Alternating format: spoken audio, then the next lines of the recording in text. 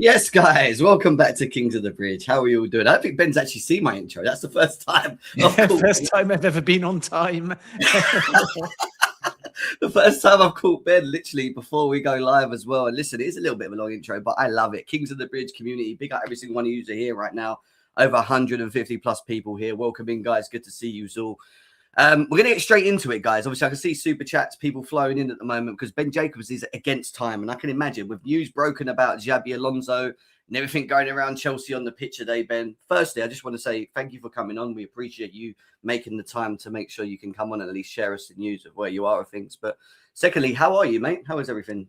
Yeah, never a dull day at Chelsea. It's a strange one, really, because the sentiment is one of excitement. And yet, let's not forget, Chelsea have just lost a cup final as well. So everything's happening in a big wave. And some fans probably leaving Wembley disappointed by the refereeing decisions. I think Chelsea held their own. It was just one moment of brilliant quality, the Erling Haaland cutback and a fantastic finish by Antoine Semenyo.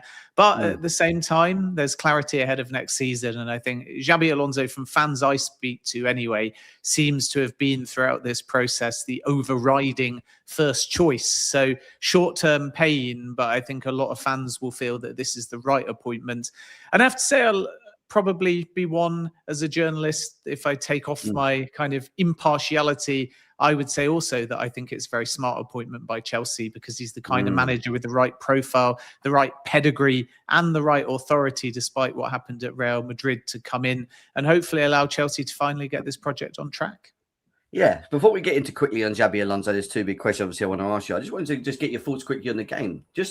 Do you feel, Ben, watching the game, that Chelsea should have had at least one or two penalties today? You look at the João Pedro moment, the Hato moment in the box. I just feel like we were a little bit hard done by today. So what was your thoughts on that one? Yeah, I think that would be Chelsea's perspective. They're the kind of penalties I always think that aren't conducive with VAR. And the reason I say that is because if you forced a referee in each of the incidents to make a call, then Hato or Pedro probably would have got a penalty. But referees, in my opinion, are too inclined to use VAR as a safety net, to let it run, to not give the on-field decision. And there shouldn't be any difference, right? Because when they give it or don't give it, they've still got the safety net. But the inclination seems to be, don't give it if there's any doubt. And then if the on-field decision is no penalty, because the bar has changed and VAR only really intervene and overturn things if it's clear or obvious error, a lot of the time, I think referees are now, perhaps, in my opinion anyway, a bit too conservative. So, yeah, I think Chelsea can feel a little bit hard done by. But if you're Manchester City, you're happy with those decisions. They're touch and go. If it's on-field penalty, maybe not overturned. If it's not on-field penalty, VAR don't really tend to point the referee to the monitor anymore. And that's the sort of challenge. Overall, I think Chelsea held their own, particularly in the first kind of 15, 25 minutes of the second half. There looked like a shift in Chelsea's favour. But the bottom line, as we've seen, particularly in the last run of games, is that Chelsea are not creating as many big chances. They're not having that many shots on goal. So, yeah, you can debate the penalty shouts. But the bottom line is it was only really the Enzo Fernandez improvised flick chance of his own that, unlike Semenyo, he couldn't keep down. And that was about it. So overall, I think neither side really set Wembley on fire. Some of that was because I think Chelsea got their tactics right and they stifled Manchester City, but they couldn't quite find a way to go for the jugular. And that's going to be cause for concern for Xabi Alonso. Can he get this side, which on paper should have a lot of creativity and goals in them, starting to score again? Because they've hit a lull in these last few games through whatever reason, where they're not taking their chances, they're not creating their chances, they're not scoring for long periods of time. And that's all the way back really to where we were at when it was Graham Potter, where we were looking at a Chelsea side that just couldn't buy a goal. And unfortunately, in the last few weeks, that's been the case once again. So João Pedro clearly makes a massive difference, and he was in the side today. But when he's been missing, it's notable. Liam Delap seems to be lacking confidence and consistency. And then in addition to that, you've got a scenario where Cole Palmer still needs to get going, as he was, of course, when he was on fire in previous seasons. This has been a bit more hit and miss for Palmer. And if Esteval comes back, he'll make a big difference too. So I'm sure Xabi Alonso is still licking his lips when he sees this squad. But actually, it's not about defensive woes only, even though there's been a lot of 3-0 defeats. It's about finding a way to take big chances, create big chances, because this was more evidence of Chelsea being able to match one of the best sides in the world, but still actually in a 90-minute game, not create that many clear-cut chances. Yeah, I agree. I think, to be quite honest with you, just quickly on the game to summarise it, I just think we just lacked quality in the final third. I just feel like when you look at the base of how we were set up, the fundamentals were right. We defended well. I thought the midfield was okay. I thought Enzo was, very involved trying to get balls over the top for João Pedro, but we really lacked like that added quality from the winger standpoint. Someone that could come in and create and just give a little bit more added extra quality. And yes, we look at Cole Palmer. I still think he's well out of form this season from what we've seen up to this point, and I really do think he needs to improve in his own performances. But listen, we lost by a great goal, like you said, by Semenya, which was a great goal, to be quite honest with you, and it is what it is. But we move on, obviously, with the Xabi Alonso news and where we stand with this, Ben. And obviously, I want to give you your credit, because yesterday you and Alex Crick were talking about how it was close to an agreement, that you felt that it was pretty much nearly there in many ways. I saw your tweet as well. I saw a lot of we've had a lot of people talking about it, but not really committing to it. It was more of a case of that it would be done sort of after the final, and they were just trying to convince him and all these other things. But I just want to really understand and summarize what was the real, what was going on between the board and Alonso. How did it all sort of converse and everything else? So obviously a lot of people have seen the story yesterday, but TalkSport ran quite a while ago that we believe that he was a leading contender, and in fact the leading contender eventually. But the timeline was basically, a lot of these other names like Philip Luis, Cesc Fabregas, Oliver Glasner, but really there were two. And interestingly, they both had the same agent. One was Andoni Iraola, the other was Xabi Alonso. And the debate internally, and there's always freedom to challenge. There's ultimately 5 sporting directors, the board, the leadership team, and of course, Badad Eghbali, Todd Boehly in particular. So some felt having a manager that was used to high turnover, even in a different context, because Bournemouth are more losing, whereas Chelsea are kind of churning. But having somebody like that coupled with Premier League experience, there was a lot of support originally for going for perhaps a safer pair of hands as far as experience in England. And Xabi Alonso as a player knows England, the Premier League, and having Real Madrid on the CV, even though it didn't really work out, was still seen as important. And what he did at Leverkusen as well, and developing a lot of young players there. And in the end, I think both candidates were quite strong. And yet the point of difference was, first of all, this preparedness by Chelsea to have a manager, not a head coach, and therefore somebody that is going to want to work with young talent, is going to want to be a part of all of those meetings, is going to want to really invest in the project. And I'm not saying that's not Iraola, but then when you have that type of manager invested in recruitment, a very underrated point is that they're more accountable to their dressing room. So when you're a manager and you're picking a particular player, or someone comes through the door, if you're head coach, to an extent, you can turn around, you can go, well, this is just the project. So when Andoni Iraola, who's used to that with Bournemouth, goes, Antoine Semenya's going mid-season, Marcus Senesi doesn't want to sign a new deal. Obviously, now we know he's leaving, but before all of that, he can turn around and go, well, that's the decision of Bill Foley. That's the call of Simon Francis. That's what Neil Blake wants. Whereas when you're more invested as a manager, and Eric Ten Hag at Man United is a good example because he had a veto, you have to be a bridge, because not every player is going to be speaking to sporting directors or owners daily. You're in those meetings, you're giving your endorsement.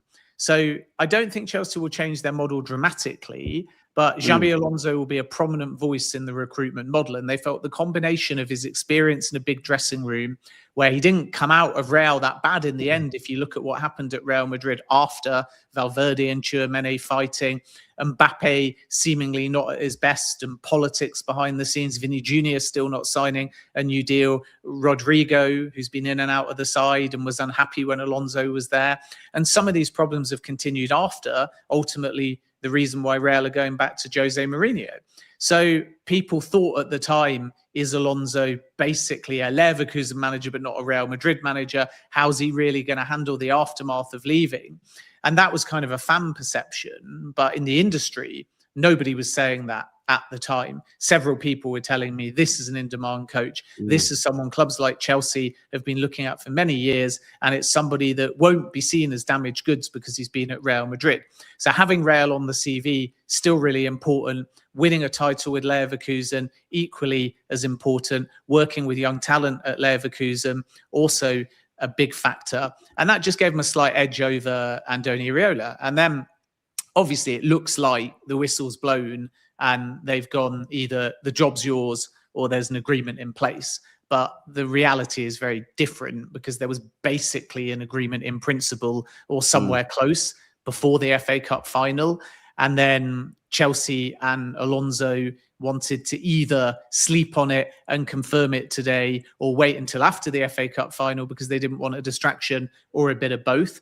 So that's the sort of timeline, the backstory. There were only really two leading candidates towards the end of the process, but obviously other names were involved. And then they decided on Alonso. They met Alonso face to face. Those talks went well towards the early middle part of last week. And it was almost done, maybe even verbally entirely done before the FA Cup final. And then, of course, announced very shortly after.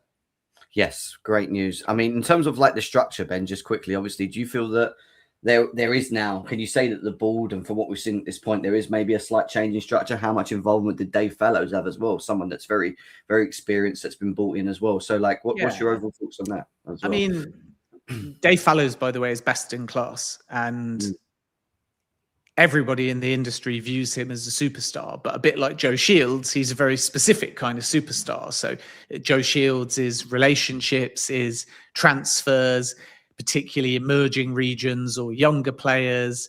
He's ideation. He's got the relationships with the family. Dave Fallows has some overlap with that, but he's a data guy. So when you ask Dave Fallows' opinion, it's not about who you're recommending or can you run a process. It's about what does the data show. And Dave Fallows at Liverpool was working hand in hand with the chief scout, Barry Hunter, who's still there.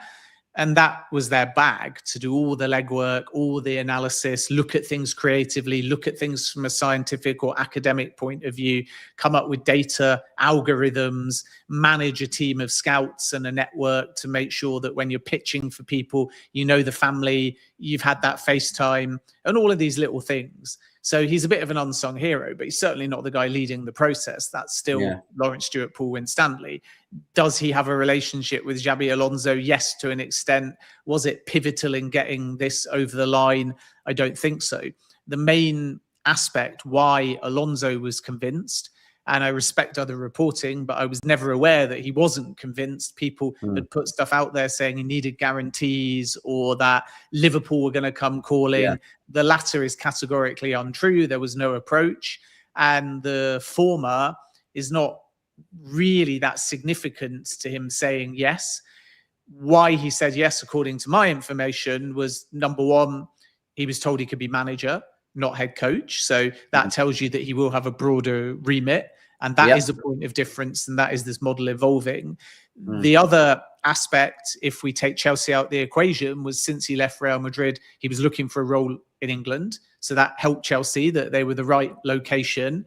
I'm told that for family reasons away from football, his preference was to be in London. And that would have been a negative if he was offered the possibility to go to Liverpool. I'm not in any way saying he would have said no to Liverpool, but there is appeal, I'm told, in terms of family, in terms of where they want to live and all of the things away from football to be in London. So that obviously helped Chelsea as well.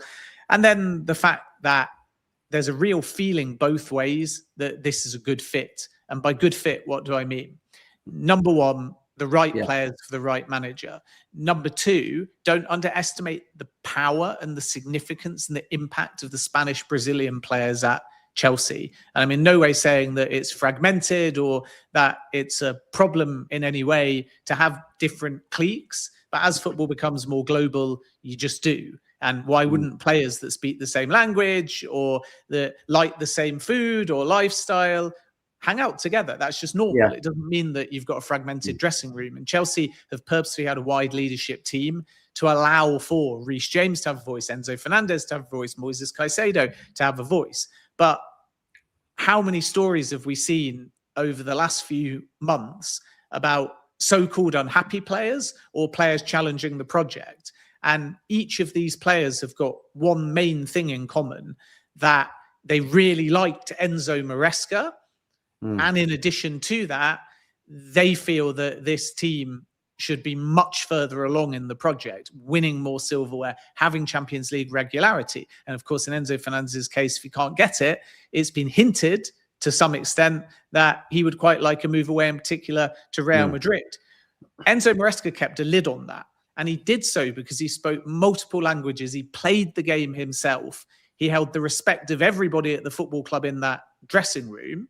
So the reason why it didn't work out between Chelsea and Enzo Maresca was nothing really to do with the players, because they would have liked him to stay. So bringing in somebody else of that caliber that also played the game at elite level, also can communicate in multiple languages, that's definitely a factor in all of this. And then the last point is that Chelsea are naturally in for a significant summer, and maybe even more so if they are to switch to Alonso's preferred formation, at least at Leverkusen anyway, of a 3-4-2-1. At Real Madrid, he played 4-4-2 and 4-4-3 as well. But if you look at his ideology and how he had success at Leverkusen, it's a 3-4-2-1 or it's a 3-2-5 shape sometimes in possession. And that tells you suddenly that the wing-backs bomb forwards to make the 5. So Marc Cucurella inverting may not always be the case. He might want more of an overlapping fullback, or he might invert on one side and overlap on the other, which could be very good news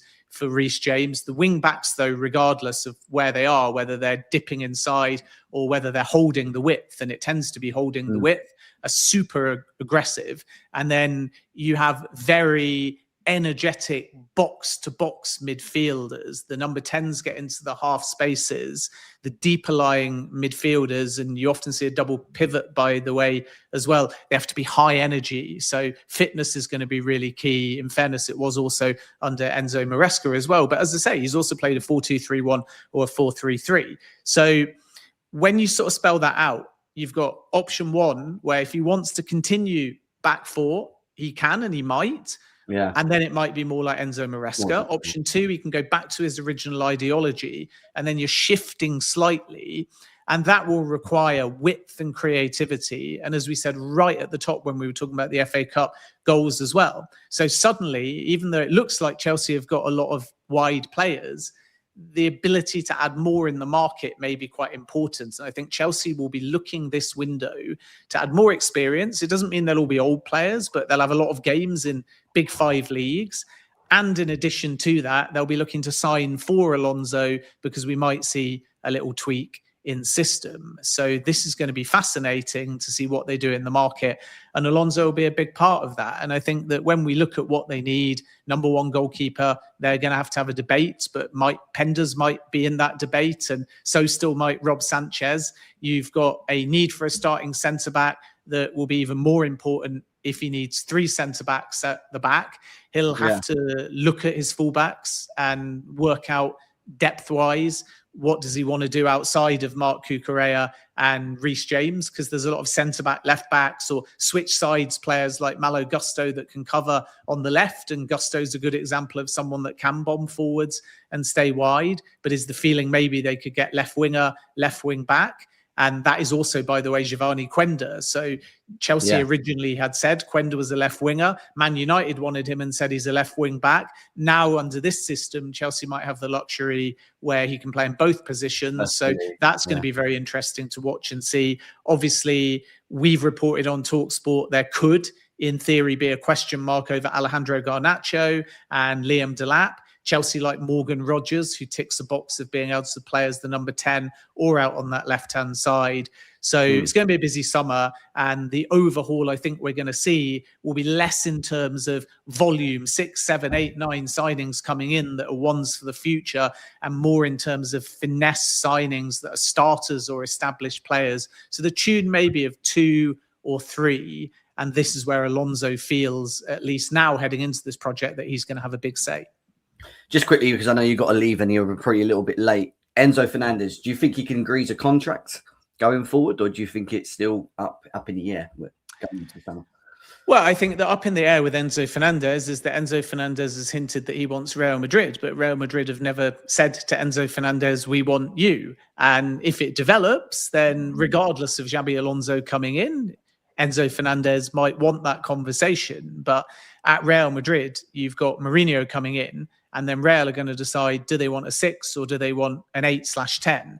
And Enzo Fernandez now, even though he was at Benfica, is not viewed as Real Madrid or by any other clubs really as an out-and-out defined 6, because he offers so much going forwards. He's more an 8/10.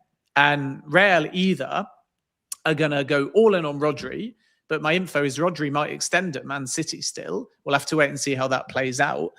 And if they get Rodri, then it opens the door, of course, for Tchouaméni to go somewhere. But then it's far less likely that Real Madrid put significant money towards Enzo Fernandez, because my feeling is they'll sign 1 midfielder, not 2. If they decide Tchouaméni's fine and they're not going to sign a 6, suddenly they have to shortlist 8/10s. And that's where maybe Enzo Fernandez comes into the conversation. But Chelsea's feeling is they want to keep Enzo Fernandez. There's no Champions League football, but there's a very exciting manager coming in. So you can argue it both ways. Some players might want Champions League football. Others might be prepared to wait a year. But Chelsea's feeling is that if they're going to sell Enzo Fernandez, who's not necessarily 100% untouchable, but it's kind of a 90% untouchable unless somebody offers crazy money that also isn't a book loss. And when you spell it out like that, I just don't think Real will go to the kind of fee to start a meaningful conversation with Chelsea. So at the moment, there's nothing to add on Enzo Fernandez. Yeah. And it wouldn't surprise me if they start talks over the summer over a new deal and it ends up at the opposite extreme. You've got Levi Colwill, who could sit down as well after the World Cup. Even potentially it might begin before. And they could discuss a new deal as well. And these links with João Pedro and Barcelona are wide of the mark, not because Barca don't appreciate the player, they do, and not because Barca haven't held a conversation on the player side either, because that's also true. So I'm not rubbishing the credence behind the story, but the point is Chelsea will not sell. And by not sell, I mean won't sell for 100 million, won't sell for 200 million. So there's no price out there that Chelsea will entertain for João Pedro, which means that even if Barcelona are legit about trying to advance it, there's zero number, I'm told, this summer that Chelsea will entertain. So that will be the kind of two-phase plan. Some acclimatization, trying to tie down the names, trying to build some stability, trying to get everyone pulling in the same direction, trying, even though it's completely backhanded and not where Chelsea need to be, maximize, like Man United have done this season, the gaps if there's no European football. I mean, there obviously might be still, but if there is no European football, they'll try and maximize those gaps to really get Alonso going in that first season with high hopes and high expectations, because Chelsea believe he's a top coach. You can get the best out of the young players.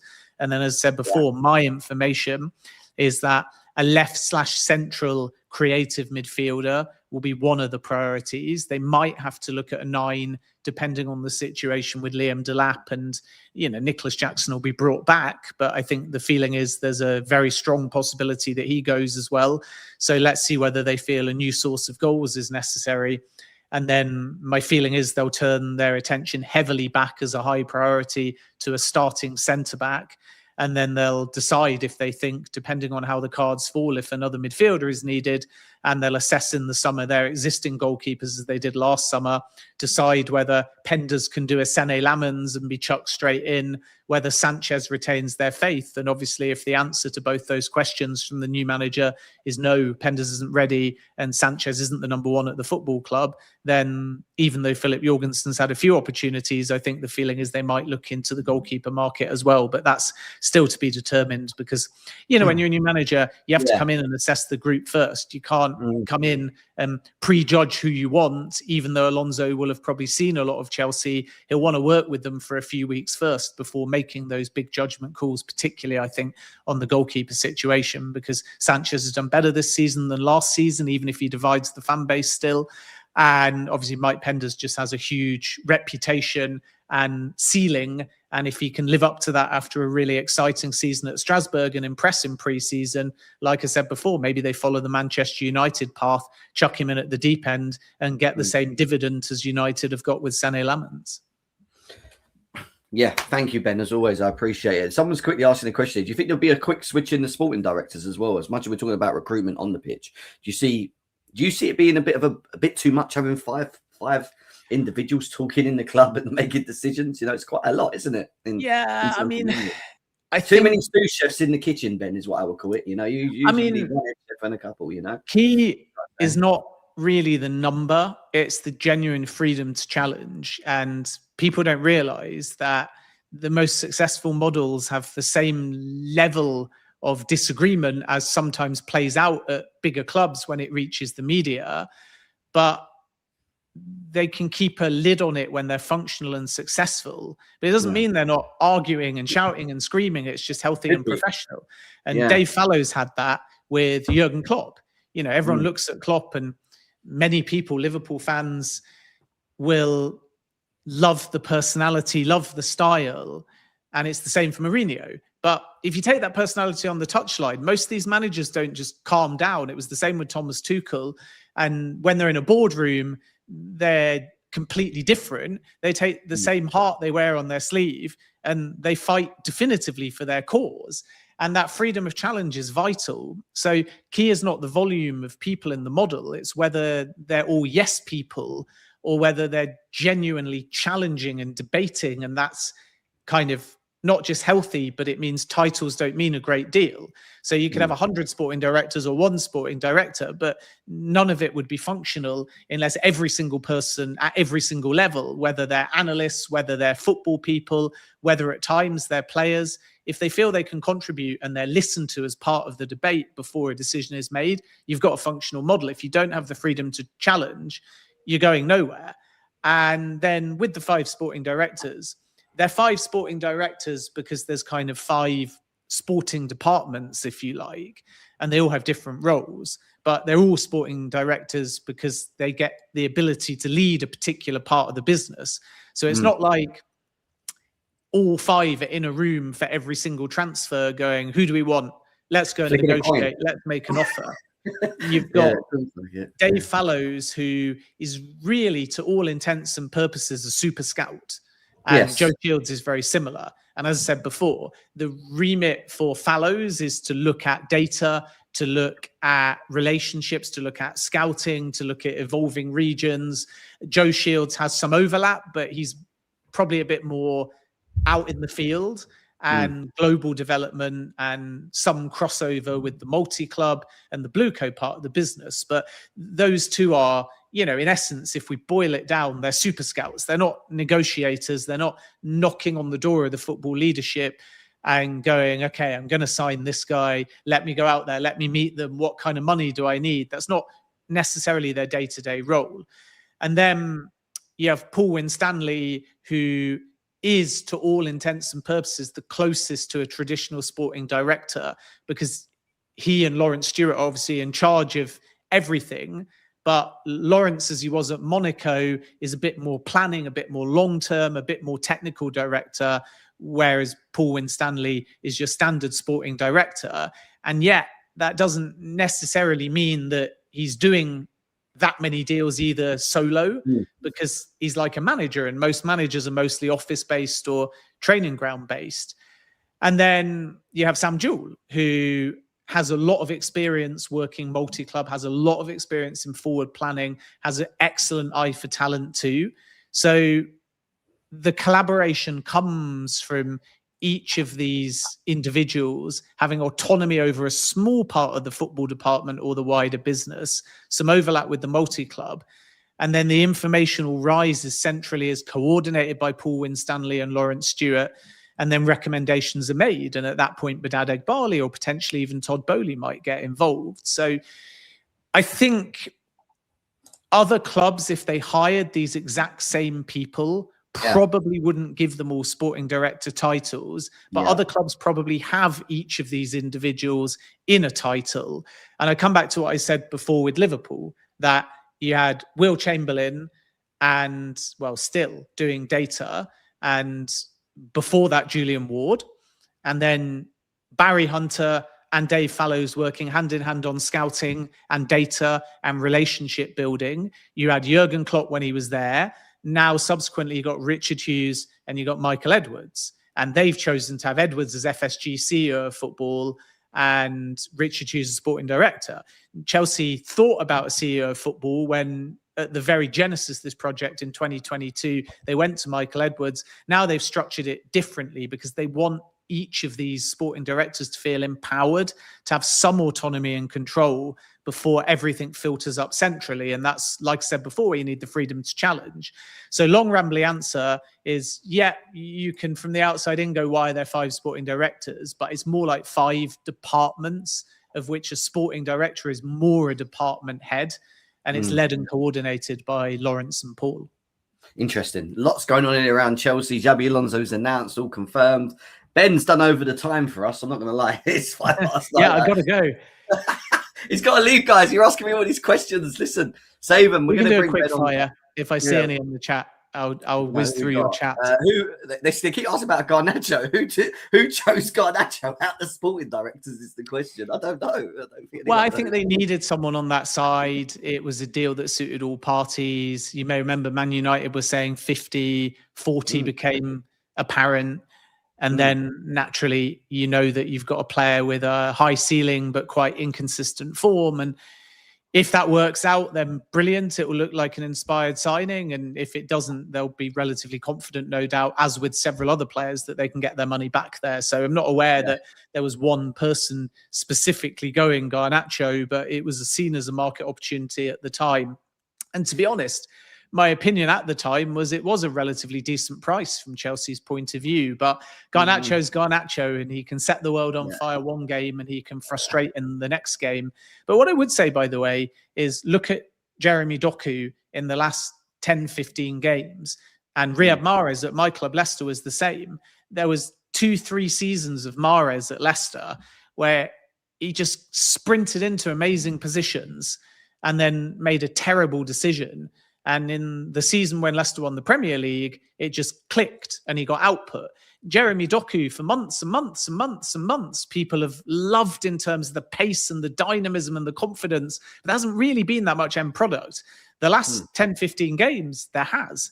So we mustn't forget that Garnacho can still improve. But as I say, 40 million for me is a price that if it works, it'll end up being a good bit of business. If it doesn't work, they'll be able to get their money back. What about front of shirt sponsor? Do you think that's still up in the air? Do you think there's something that could happen with that, or where do we stand with the front of shirt?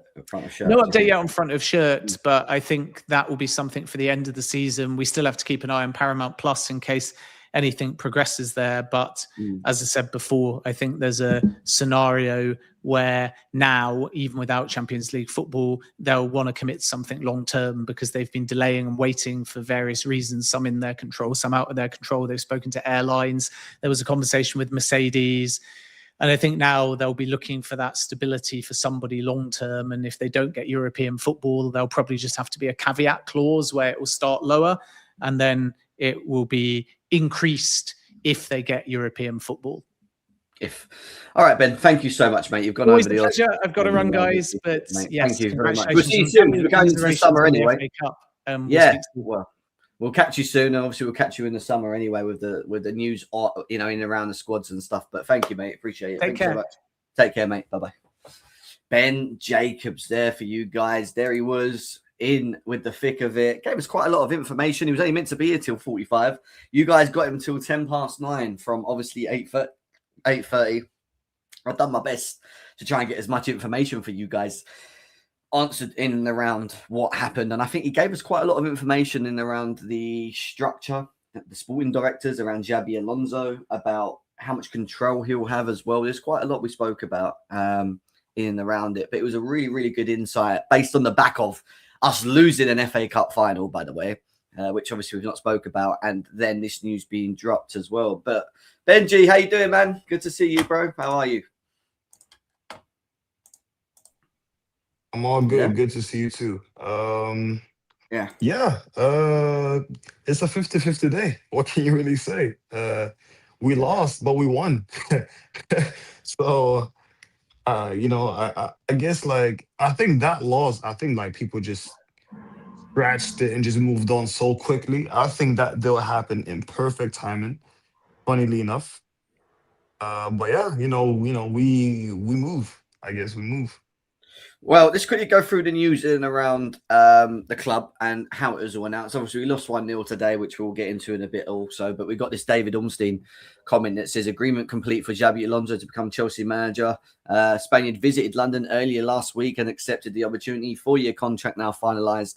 Announcement imminent. Primary target throughout, plus Chelsea, plus wanted Chelsea move. So, like Ben said as well, this wasn't a case of someone that was on the edge of not wanting to because of A, B, C, and D. This was from Ben's point, Benji. It was a case of once they approached him, it was just about getting some certainties in place. There wasn't a doubt in Xabi Alonso's mind to not want to take over Chelsea like we were hearing, in many ways through the news. So what's your thoughts on that? I've been saying this from day one. Remember when I said yesterday, I think it was yesterday. Remember when I said yesterday that it's a higher possibility that we turn him down than him turning us down? The project that we have, the place that we have is still attractive. It's very, very attractive. I think any manager in world football will take this opportunity and project. But it's just that not every manager is just gonna go in blindsided. Xabi Alonso, I was about to say. Xabi Alonso, he's a very smart man because he got guarantees now, right? He's not a he's not a coach, he's a manager, finally. Because we've been looking for a manager. I think all of us fans wanted a manager, not really a coach that's gonna develop players. We really want someone that's gonna take charge and handle that dressing room and command respect. I think this is a good day for both parties. We saw a report earlier that players were you know excited and very eager to work with Xabi Alonso. That's just because they've seen what they've done, right? So they've seen it from Bayer Leverkusen, and they've seen him at Madrid, what he did at Madrid, that 71% win rate. They've seen him handle the being down 2-0 but winning 3-2, right? So, Con the boy. Big up Con. Big up Con the boy. So yeah. Yeah, listen, we got this news here as well. Fabrizio Romano saying Xabi Alonso will be announced as the Chelsea manager very soon on a 4-year contract, valid until 2030. Everything's agreed on. Xabi will be in London in the next few days to start this chapter. So for people that are asking, will he be around for the Spurs game? Potentially you could be in the stands. Keep an eye out for that. Obviously coming up to that game as well. I understand he'll be very much involved in Chelsea's summer transfer plan. Sorry, I understand he'll be involved in Chelsea's summer transfer plans, Benji. Is that for you the big thing in all of this is the fact that, Xabi Alonso's agreed to join us because that there's going to be some element of changing around control, from a manager standpoint.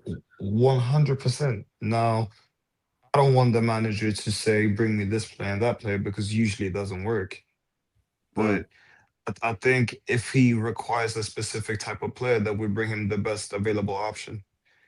So, for example, if he wants a left-sided player that's good in the tight spaces and 1v1 demon, it's not a good choice then to bring maybe someone like a Rodgers, who we are very, very interested in. Maybe it's a better choice to bring someone like a Yildiz or maybe like an Ndai, right?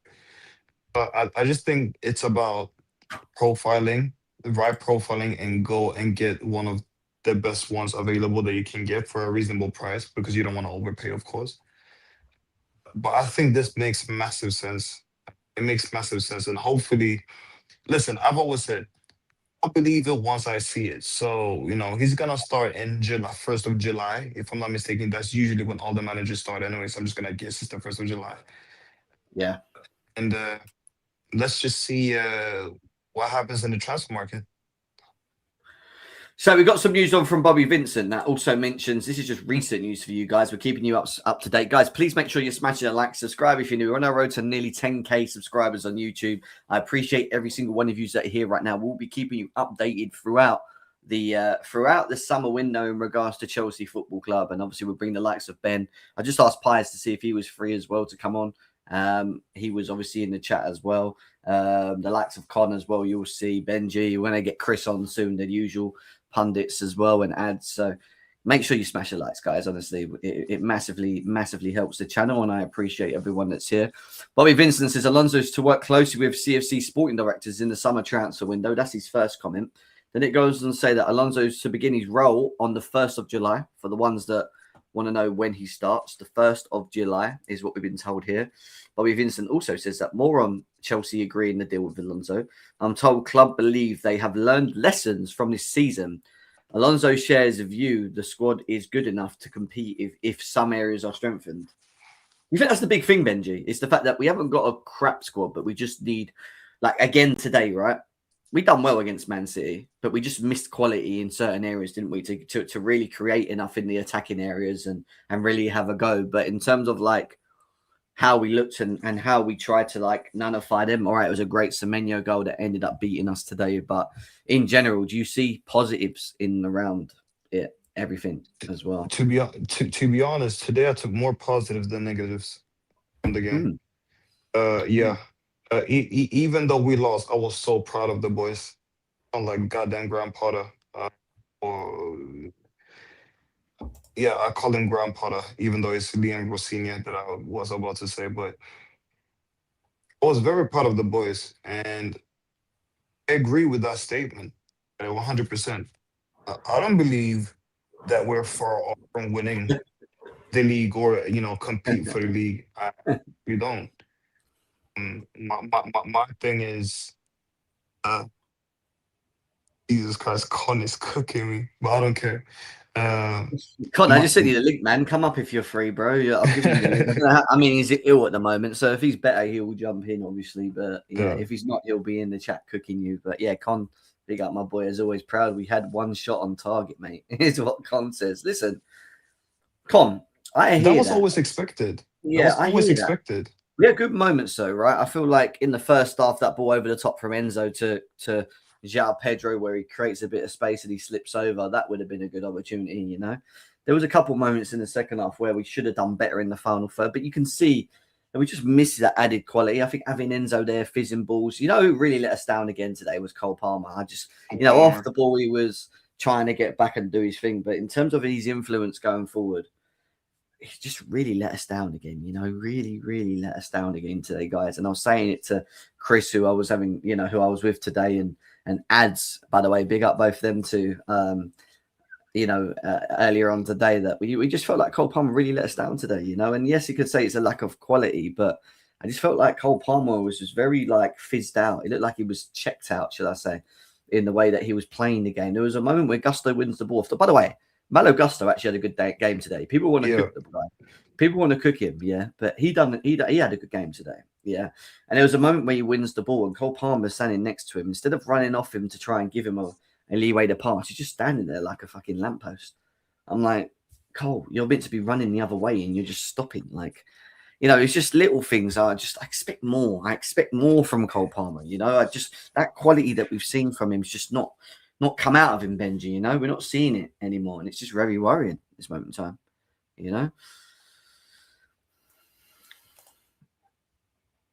This guy is the waffle man. Chris is about to come up now, so we're going to get Chris in a second. Make sure you smash the likes, guys. Over 100 plus of you guys in here in the building. Malo Gusto was terrible. Are you having a laugh? Nah. You lot are smoking. Malo Gusto was terrible. Chris, you was watching the game with me today. Big up to you. Good to see you. Good to see you got home all right as well, mate, as always. How are you? Are you good? And we just talked about Cole Palmer, Malo Gusto. Obviously, some people saying he was poor today, which I don't get. Like, Gusto was terrible. Are we having a laugh? Are we watching a different game here? I'm so confused. He wasn't bad today, in my opinion. But he was decent. He was decent today. How do you feel about it, bro? I mean, we can't hear you. You're muted. You got your mic plugged in. Chris ain't got his mic plugged in, guys, again. Oh, Chris. Chrissy. Cool. See. Still can't hear you, Chrissy boy.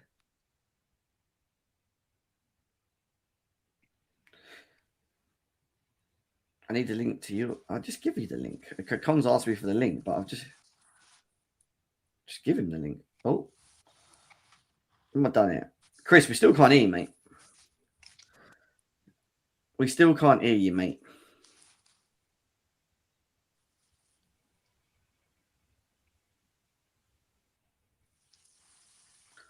I think it went Just to Chris's sending, mic.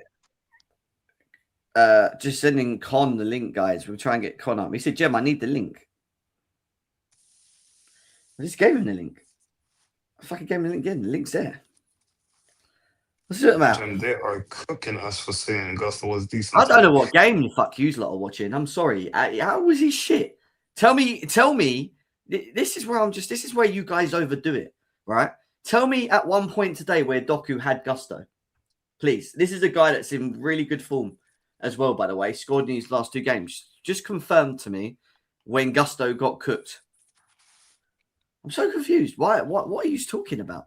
Yeah, but that's different. You're talking about final ball. Defensively, he was fine. What are we talking about?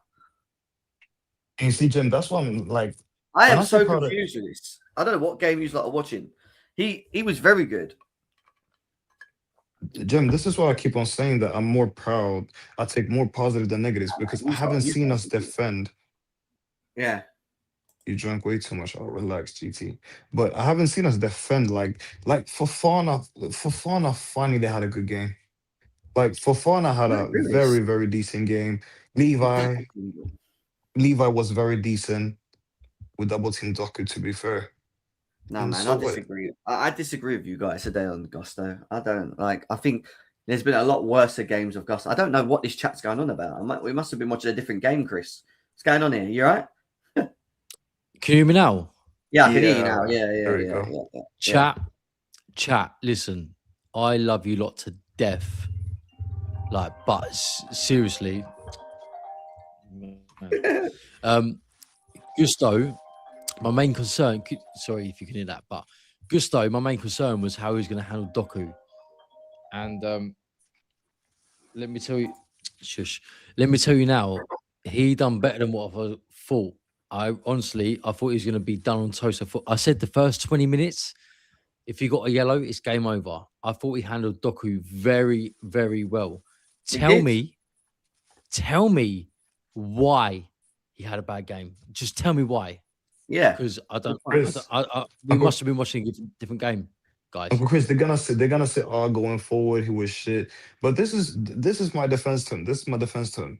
Why do we crush a fullback that hit my handle? Oh, come on, stop lying on this season.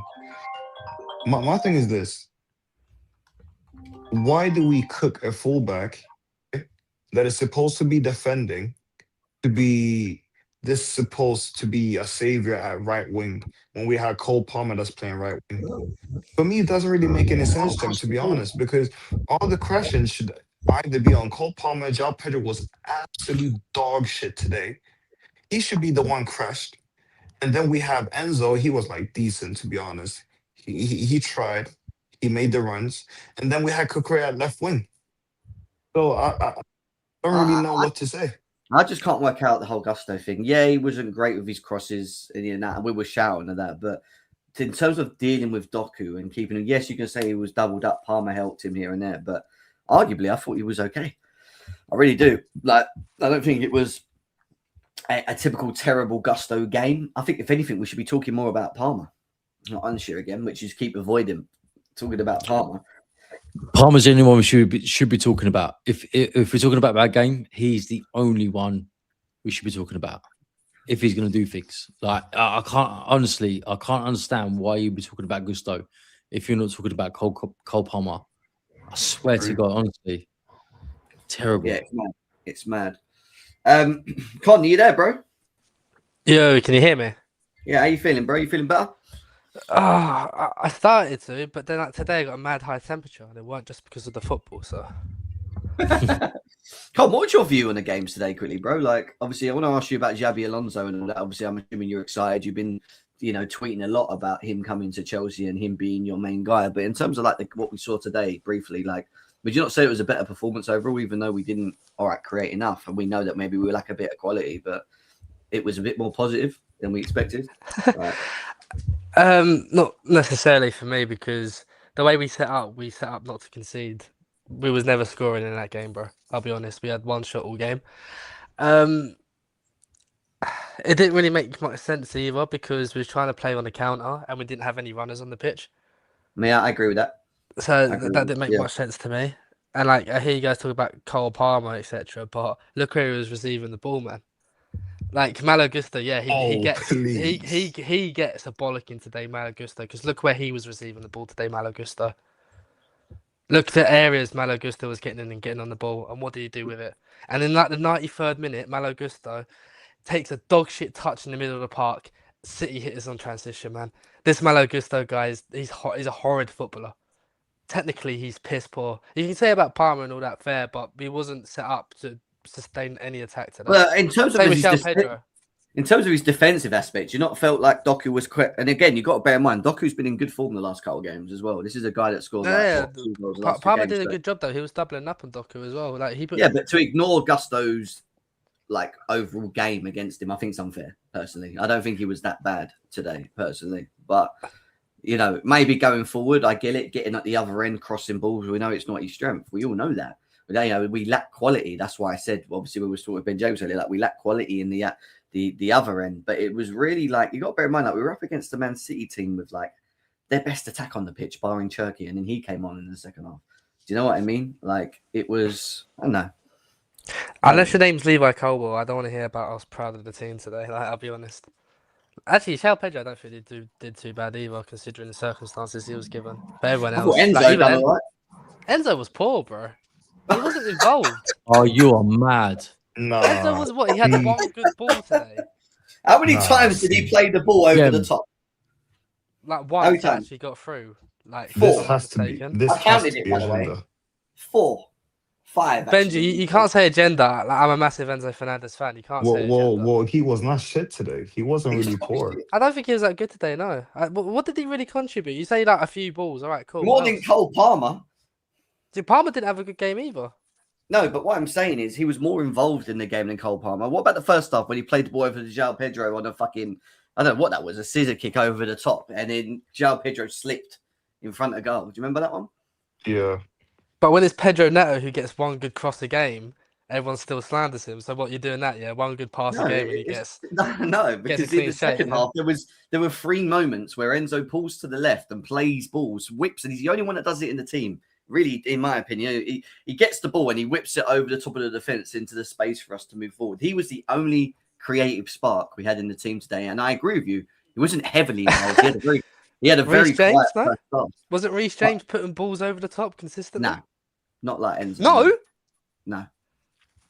Jam, relax. Am I missing something? Yeah, we must have watched a different game today. No, you are. We all must have been watching a different game today. You're telling me Reece wasn't trying to put balls in behind today? No, Reece was feeding that right-hand side.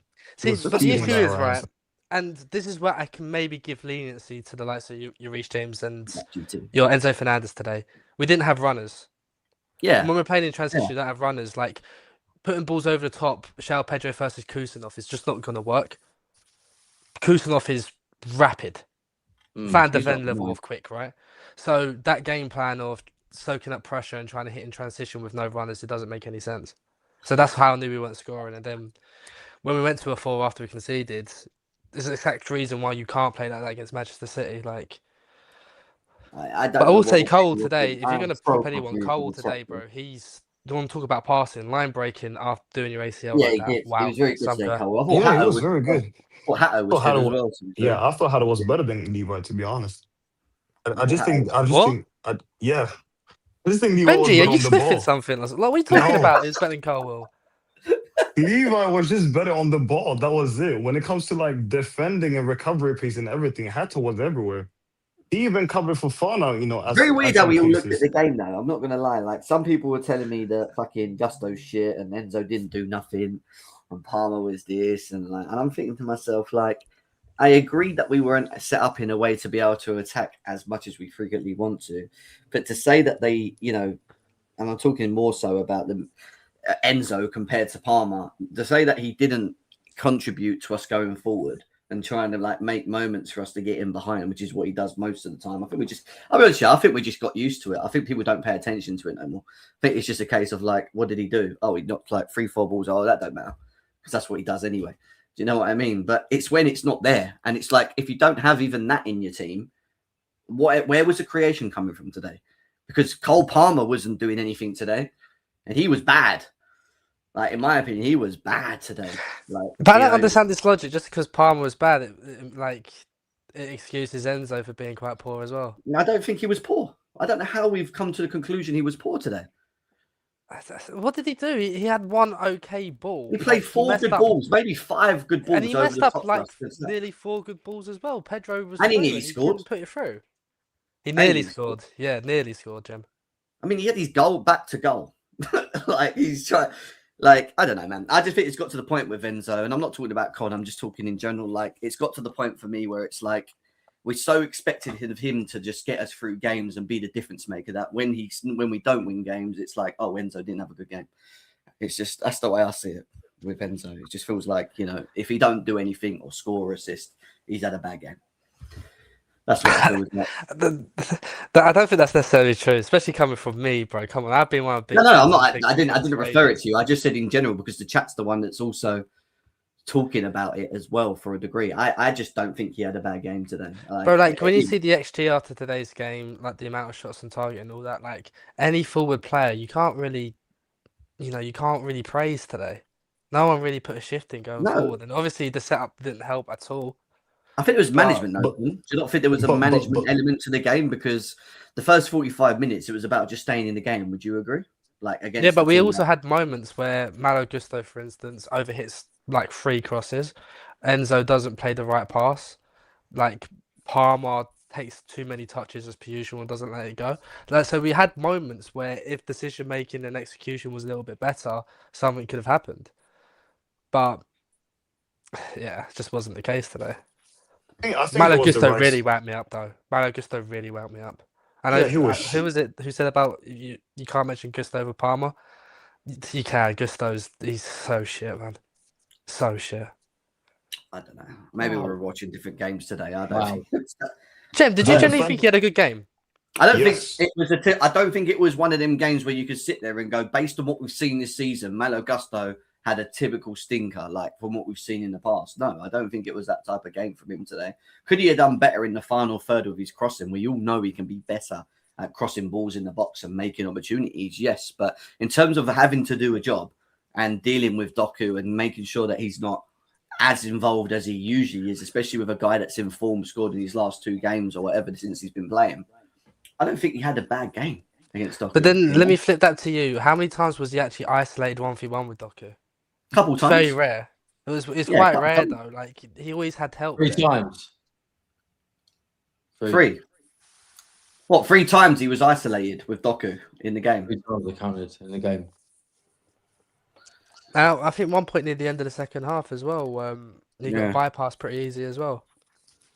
Gusto. And then, bro, the 92nd minute where he's in the middle of the pitch, we need to get a ball in the box. He takes a dog shit touch and I can't excuse him. Yeah, I can't excuse him for that. Don't get me wrong, but in terms of his overall game, I've seen a lot worse from him than I did today. But that, again, maybe we look at things differently. That's the whole point of it, isn't it? But then, Jimmy, if he's dropping like real stinkers, right, and today he wasn't as bad of a stinker, does it make it a good game? I don't think it was a typical bad Gusto game. I don't think we were that bad. I thought there was some individuals that were quite not playing to their level again, to a degree. I didn't like the fact that João Pedro had to keep dropping into a 10 because we couldn't really build that play, which was a problem. And I think a part of that might be to do with Cole Palmer having to go the other way so much. Do you know what I mean? But yeah, listen, we're getting asked about the pens. Do you guys feel that we should have had at least 1 or 2 pens today. I mean, I see Dan saying sell Lavia ASAP. Cole has played more 90 minutes. And he's been out for 7 months. Big up Dan. Yeah, Lavia. I don't know. Is he injured, Lavia? I don't know what the news is around Lavia. I think it was on the bench. Yeah. No, he wasn't. You know, Benji, you wasn't. said had a decent game, is what Gitinho says as Yeah, well. he did. Finally, he actually did. That's the crazy part. Fofana had a decent game. I'll be honest, yeah. I think the João Pedro one, where Kusanov throws his elbow in front of João Pedro when he's running in momentum in the box. If that's anywhere else on the pitch, I think that's a free kick. So why is it not a penalty when it's like when you're doing that in the box? You see what I mean? It's like there's one rule for doing it outside the box and a different rule for in the box. Like you've thrown your whole body in front of someone and threw your arm at the same time and blocked him from running in the way that he was running. He had the momentum. He was getting around you. You know what I mean? Like, I just think that was ridiculous, you know. And the Hatto one, yeah, the Hatto one, like, yeah, it was a push in the back, basically. Like it was, you know. This is why I say take more positives from the game than negatives, because City only scored once, but apart from that chance and the Semenyo header, like I really didn't see them. Well, they created, but there wasn't really close to scoring, in my opinion. Like that's just me. We kept them quiet. They hit the post. That's what I'm saying. The Shirky shot, what Sanchez saved. Have you just got selective memory, Benji? Or yeah. So how many chances are we talking about? They had 3 2 chances. They had like. But they had about 2 chances. No, the one they scored, the Semenyo one, and then what was it? The Turkish shot. One they that's hit the the post, only. And they also hit the post. Hit the post? Yeah, maybe I must have missed that one then. I ain't seen that one. I ain't seen that one. But no, I think we could have won that game. And I say that very comfortably, to be honest. Who's scoring now? I mean, they only had 4 shots on target, by the way. We had 2 the whole game. And we should have had 2 pens. I think we should have had 1. The João Pedro one, I think that's a bit soft. Like if that was going against me, I would have been a bit annoyed. But I think the Hatto one was stone cold penalty. It's knee to knee, and the brother is pushing him from the back. Pause. It's a 100% pen, because I guarantee you, if this is the Premier League and we're playing, or if that's against Chelsea, he's 100% giving that a pen. That's not necessarily true, actually, because do you remember? No. Let me finish. Chalobah versus Newcastle. Do you remember that tackle that wasn't given a penalty? I remember that. Yeah, I remember that. So to say in the Premier League, that would have been a pen as well. Disagree, because we saw the Chalobah, and the Chalobah one was worse than the Kusanov one. After consistency, if the Chalobah one's not given, we can't really give the João Pedro one. Like consistency, you got a point there, right? Yeah, you got a point there. To be fair, I only got reminded from it when I saw a Newcastle fan link it, saying why Chelsea fans complaining. Blah blah blah. Would you not say that if someone gets past you with momentum and you throw your body in front of them along with an elbow, and you block them, that's not if that's anywhere else on the pitch, that's a free kick, right? In a way. Sometimes, yeah. It's a weird one, that one, because when you watch it in real time, it does. Is he gone? Yeah, he's gone. Hopefully. Yeah, he disappeared. What was your thoughts on the overall game, mate? As comms cut off for a second. You know me, mate. I think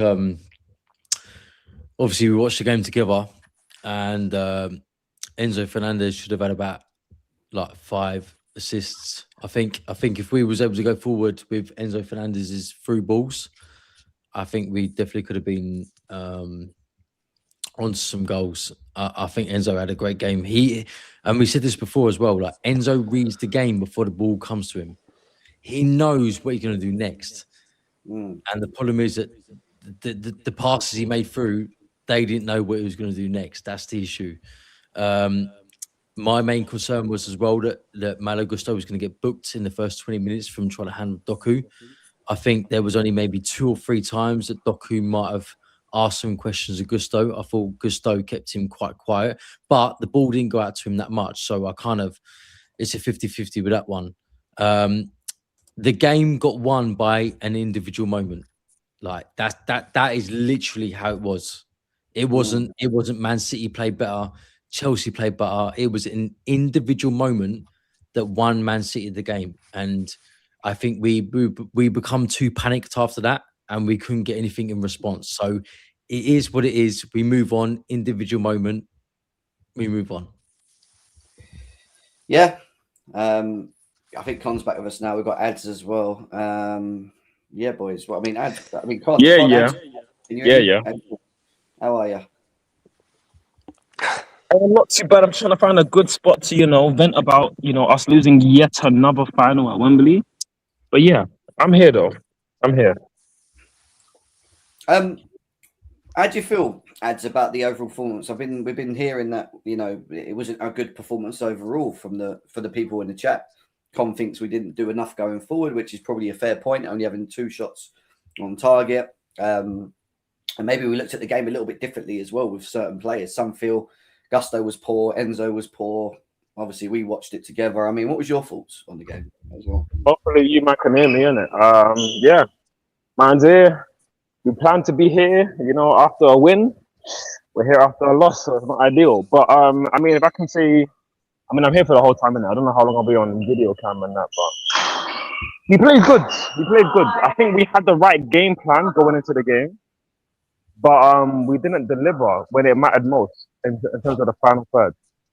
And obviously, I think for me, the game plan was fine, the lineup was fine, and we were in the game. We're in the game for an hour, and you would hope that in a game like that, when you're in the game, your attack gives you something. So maybe, be like, oh, that was a close moment, or that was a goal. We didn't really have many moments in the game, at least before they scored. So they score a goal, and it was a goal out of individual brilliance. It was a great attack that we were kind of unfortunate to concede the chance. And then Semenyo from, Haaland's cutback, it was a great back heel. There really isn't much you can take away from that in terms of what we could have done better. You can nitpick, but it wasn't really much. And after that, you just hope that we'd have some moments. And Enzo missed a good chance. We had a good chance that went just over the bar. But for me, games like today is really down to what your attack delivers. And ultimately, our attack, how I broke it down was Enzo was good. Create some moments out of there. Obviously, missed a good chance, but otherwise, he was good. I thought Enzo was good. João Pedro, while he tried very hard, he offered, some good things, some not so great things, slipped out some key moments to maybe create something better or shoot something down. Our wing backs, they offered really nothing. Our starting wing backs offered nothing. Yeah, Sorella and Gusto were very mid. Hafter, when he went wing back, was decent. Could have had a penalty. But the other attacker that I haven't mentioned yet, and I don't really want to mention because it almost felt like he didn't really play, and that is Cole Palmer. Cole Palmer did full. Mandem, correct me if I'm wrong, what did Palmer produce in the game that was of any quality or any sort of substance that made us feel like, oh, that was a top quality player who did something that might have led to a goal? I remember nothing. I don't know. Again, Chris, Benji, Jem, You got Con there. anybody, remind me, did Palmer do anything that got you off your seat today? Did he? Absolutely nothing. Absolutely Bro, nothing. he did One game to get him to the World Cup. This was his one game, and he done absolutely nothing to impress Tommy Tuchel, who was in the stands, by the way. Tommy Tuchel was there. This is the guy that came to Chelsea with everything to prove, and now has nothing to prove because he's had a season and a half good, and he's now got a lovely missus. He lives in Chelsea. Like, he starts every game. Like, of course he's going to play like that and think, I'll start the next game. It doesn't matter. Like, that guy is that Dele Alli 2.0, 100%. Matt was right. Matt was right. Dele Alli 2.0. Done. Man's called him Dele Alli 2.0. Before I used to argue with Chris about this, and I want to disagree, but right now I can't disagree because Mandem, I'm in the Chelsea. I'm with Mandem. He support United and Arsenal just to my right, bro. And it's dark because I can't defend Palmer. I can defend our performance. I thought we performed well. I thought our defense did pretty good. Sanchez and the defense, they did pretty good. They didn't really give City many opportunities. They didn't have many chances, and the goal they scored, Semenyo's back heel, it's a moment of quality. And listen, you look at our attack, what moments of quality did they give us? Nothing for me. And you look at Palmer, who's meant to be our, 150 million, 200 million pound player on paper. What did he give us? He gave us F4, bro. He did nothing for the badge, nothing for the team. When you look at Enzo and you look at João Pedro, when these guys, they try for the badge. You know what? It means something. It means something to them to wear this badge. It means something to them when they won this. When they won this. When you look at them on the pitch, they try, but Palmer, it looks like he's more focused about, the trademark, the whole cold Palmer celebration and that. But for me, I don't care. Again, I grew up in a different generation where it matters what you do on the pitch, in big games. And Palmer, bro, he let man down. He let man down not once, not twice, many times this season. He's let us down, and it's very disappointing. It's very disappointing. Adds question for you, brother. Did the team make Enzo Fernandez look shit, or was Enzo Fernandez poor? I don't think the team I don't think Enzo was poor, and the team didn't make Enzo look shit. I thought Enzo was good. And listen, me and Jim have gone back and forth about Enzo for many a year. But today, I can't say anything other than, Enzo tried hard. And in terms of quality, I thought he was good. Some moments here and there we give the ball away. We obviously he probably had our best chance of the game in the second half after they scored. I thought he could have got that on target at the very least. But in terms of the actual game, no, Enzo was our best attacker by far. By far, he was better than João Pedro and definitely Palmer today. He was good. I could have maybe wanted more, but overall, Enzo did good. And I feel like in that game like that, you want your attackers to give you more. And other than Enzo, João Pedro tried hard, but really, they didn't give us much. The wing-backs gave us nothing.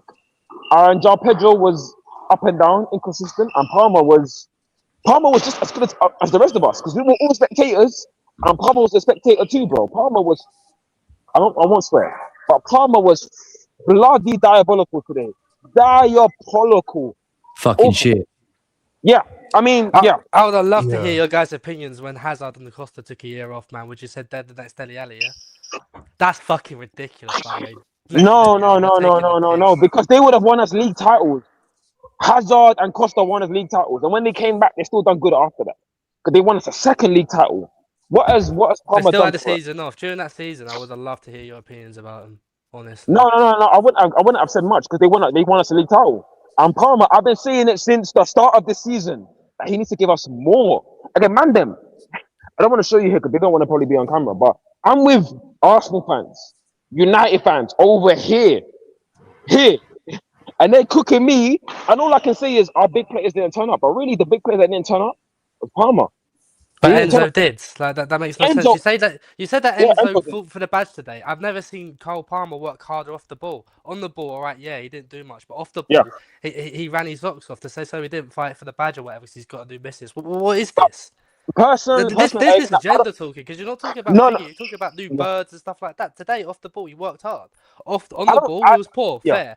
But he worked hard off the ball today. So to say he didn't give it. But then you wouldn't say Malo I don't disagree with anything you just said. He worked hard off the ball. But listen, if Hazard was starting today, as much as because Hazard didn't really work hard off the ball, and that's fine. Because I know what I'm getting on the ball. On the ball, where you expect Hazard and Palmer to turn up. And for me, Hazard on the ball would have done something. Palmer on the ball did F-all, bro. Hazard on the ball today would have given me something. And that's why for me, it's not an agenda. It's not me, let me turn on Palmer because our season's done. No, out. And again, Jem can verify, Chris can verify. I've been saying this the whole season with Palmer, bro. He needs to give me more in the big games. And there's no bigger game than this. It's an FA Cup final when your season depends on this moment right here. And what did Palmer give me? He gave me F4, bro. He gave you the same. He gave you the same as Enzo Fernandez, but you're telling me Enzo Fernandez had a good game. No, Enzo had a better game than. Doing what? 100%.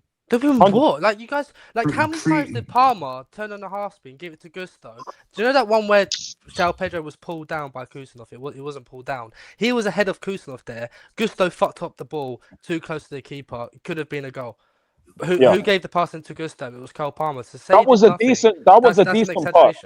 But listen, when I talk about players like Enzo and Palmer, I expect like really good quality passes in the final third that either lead to a chance creation or are a chance creation in themselves.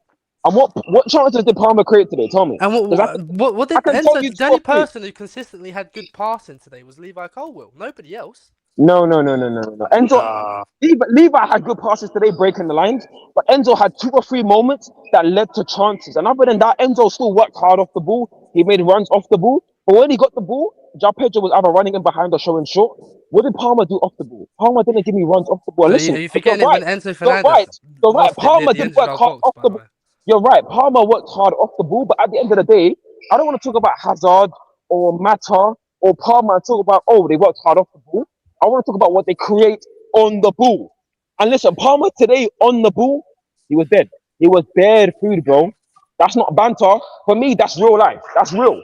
Because I could have watched that at the stadium. I watched it with boys at a crib or at the bar watching the game. Palmer for me was dead food. Dead food. I'll be real. So Go on, was Chris. Enzo, so that's what I don't get. Chris. Enzo wasn't there. No. Can we set up a GoFundMe for Connor? Because he needs help. He needs help. Oh, no. Seriously, Alright. I'm concerned. Who needs help? Are you okay, brother? I need to go. If you're gonna try and insult me, make a better one, mate. Go fund me because you need help. Seriously, I am Oh, you're so concerned funny. for Ha you. ha ha ha. Good joke. No. Man to man, I am concerned. Like, are He's Bro said winding you man up. to man is crazy. Oh my God. Listen, either way, Bro, we lost. Jem, like, I don't mind coming on here, but if people are gonna try to make a fucking funny joke, like, bro, you're going, are you okay? Do you need to shut up? Man. no? Is it no? It's You're not funny, No, bro. no, one's can't, laughing. no, Listen, don't no. be salty. No, don't be listen. salty. Don't be salty. Don't be salty. Don't be No, I'm salty. not being no. salty. It's all Saying Listen. go jokes, it's all fund me, am jokes. I okay? No, Like, it's not a funny joke, no listen, one's laughing, mate. Connor. It's 5 men, right? Just talking about the game. Like, you are literally talking about your point of view. We're talking about our point of view. It's fine. It's absolutely fine. Sorry, I didn't realise this was a therapy session, man. How much do I have to pay you an hour? It might as well. Anyway. Bro, Con, it might as well be. Our season's done, bro. It might as well be a therapy session, bro. Our season's done. It's done today. Listen, at the end of the day, we lost the game. We didn't win. We've now lost 7 games in a row. We got Xabi Alonso announced on the back of it, which is what we expected anyway. GT said, you said Enzo was better than João today on that. Relevant to who thinks who was better or what. We still lost the game. You know, we all had our own versions of how it went. Ultimately, we can't sit here talking about an FA Cup, you know, on the back of a shit season. It continues to be a shit season and we are where we are. But, you know, Xabi Alonso has been announced. And obviously, I want to ask quickly Connie's thoughts on Xabi Alonso being announced as well, really. Like, how do you feel about it, bro? Obviously, you was very confident about him coming to the club as well. Yeah, no, I like Xabi Alonso, bro. I think most of us watched that Leverkusen season, or most of it anyway. No, yeah, I really like him. I want to know if he's going to play a back 4 or back 5 when he comes here. So that would be interesting to see. Yeah. I think players like Levi Cole, for instance, is going to be so integral to someone like Xavi. But, and this is a big but, there's no point bringing him here if we're going to continue with the same nonsense we're doing in recruitment. You have to listen to the man, see what he needs, what profiles he needs in the squad, and get it done. Because he's not a miracle worker, bro. He can only do so much. Yeah. Do you believe, and again, I would say you believe, none of us know this answer, but like in terms of like structure and, you know, the club, you know, backing the manager is what we've heard a lot of since he's been announced, you know. Is it looking like there's a shift in structure, or is it one of them where we just need to wait until the end of the window? Time will tell, bro. See, they're saying all the right things, they're briefing all the right things, but all of us have been witnessing this nonsense over the last 4 years, right? So until we actually see it now, bro, words mean nothing. So they've got Xabi Alonso, great appointment. This summer needs to follow in the same standard. Got the manager, now we need to get the players, bro. Sure. Chris, how do you feel about it as well, man? Alonso's announced. We were together when it was announced as well. It felt like it was only a matter of time. Like, good news. Yeah, 100%. I mean, like, listen, like we're all only having a conversation about what we feel was right and wrong, but I completely agree with Connor. You know, phase 1 is done. Alonso in, and it needs to be about the recruitment this summer. And this is going to be a big summer. Like, we will know by the end of the summer whether it's going to be a good season for Chelsea or a wrong season for Chelsea. So, as I say, step 1 is done. It's all about summer now. What about you, Benji? All happy with the Xabi? Step number 1 done. Let's see step 2. I'm not celebrating yet. I'm celebrating once I see the targets.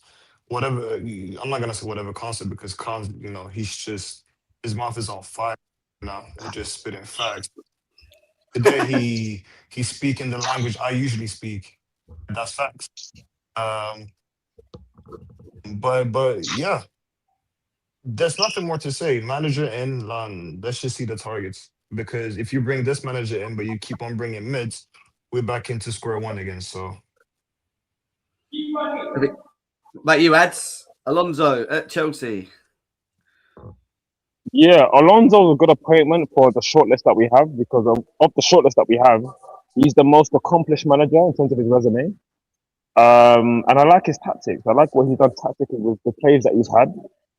But ultimately, again, like the man them already saying, it doesn't matter who you get in. It's about what they're working with, and you need Alonso to work with the right players. And I don't know if he's gonna. Again, listen, you could bring in prime Guardiola, prime Mourinho, prime Carlo Ancelotti. If they're working with Garnacho and that, there's only so much man can do. There's only so much man can do. But with what we have right now, Alonso's a good fit, but we need better directors, or these directors need to somehow grow some brain cells and work better with what we have and recruit better talent that can actually take us to the next level. Because I don't think we're far away. But with these directors and these players that we currently have, we are miles away from where we need to be. So we'll see. Alonso viewed as a calm, tactical, and capable of building a high-performance culture at the key time for the club. Chelsea feel their project is heading into a new phase from this summer. There is an acknowledged within Chelsea that they had to get this appointment right, as well as the mistakes have been made this season. Lessons have been learned, is what they say here.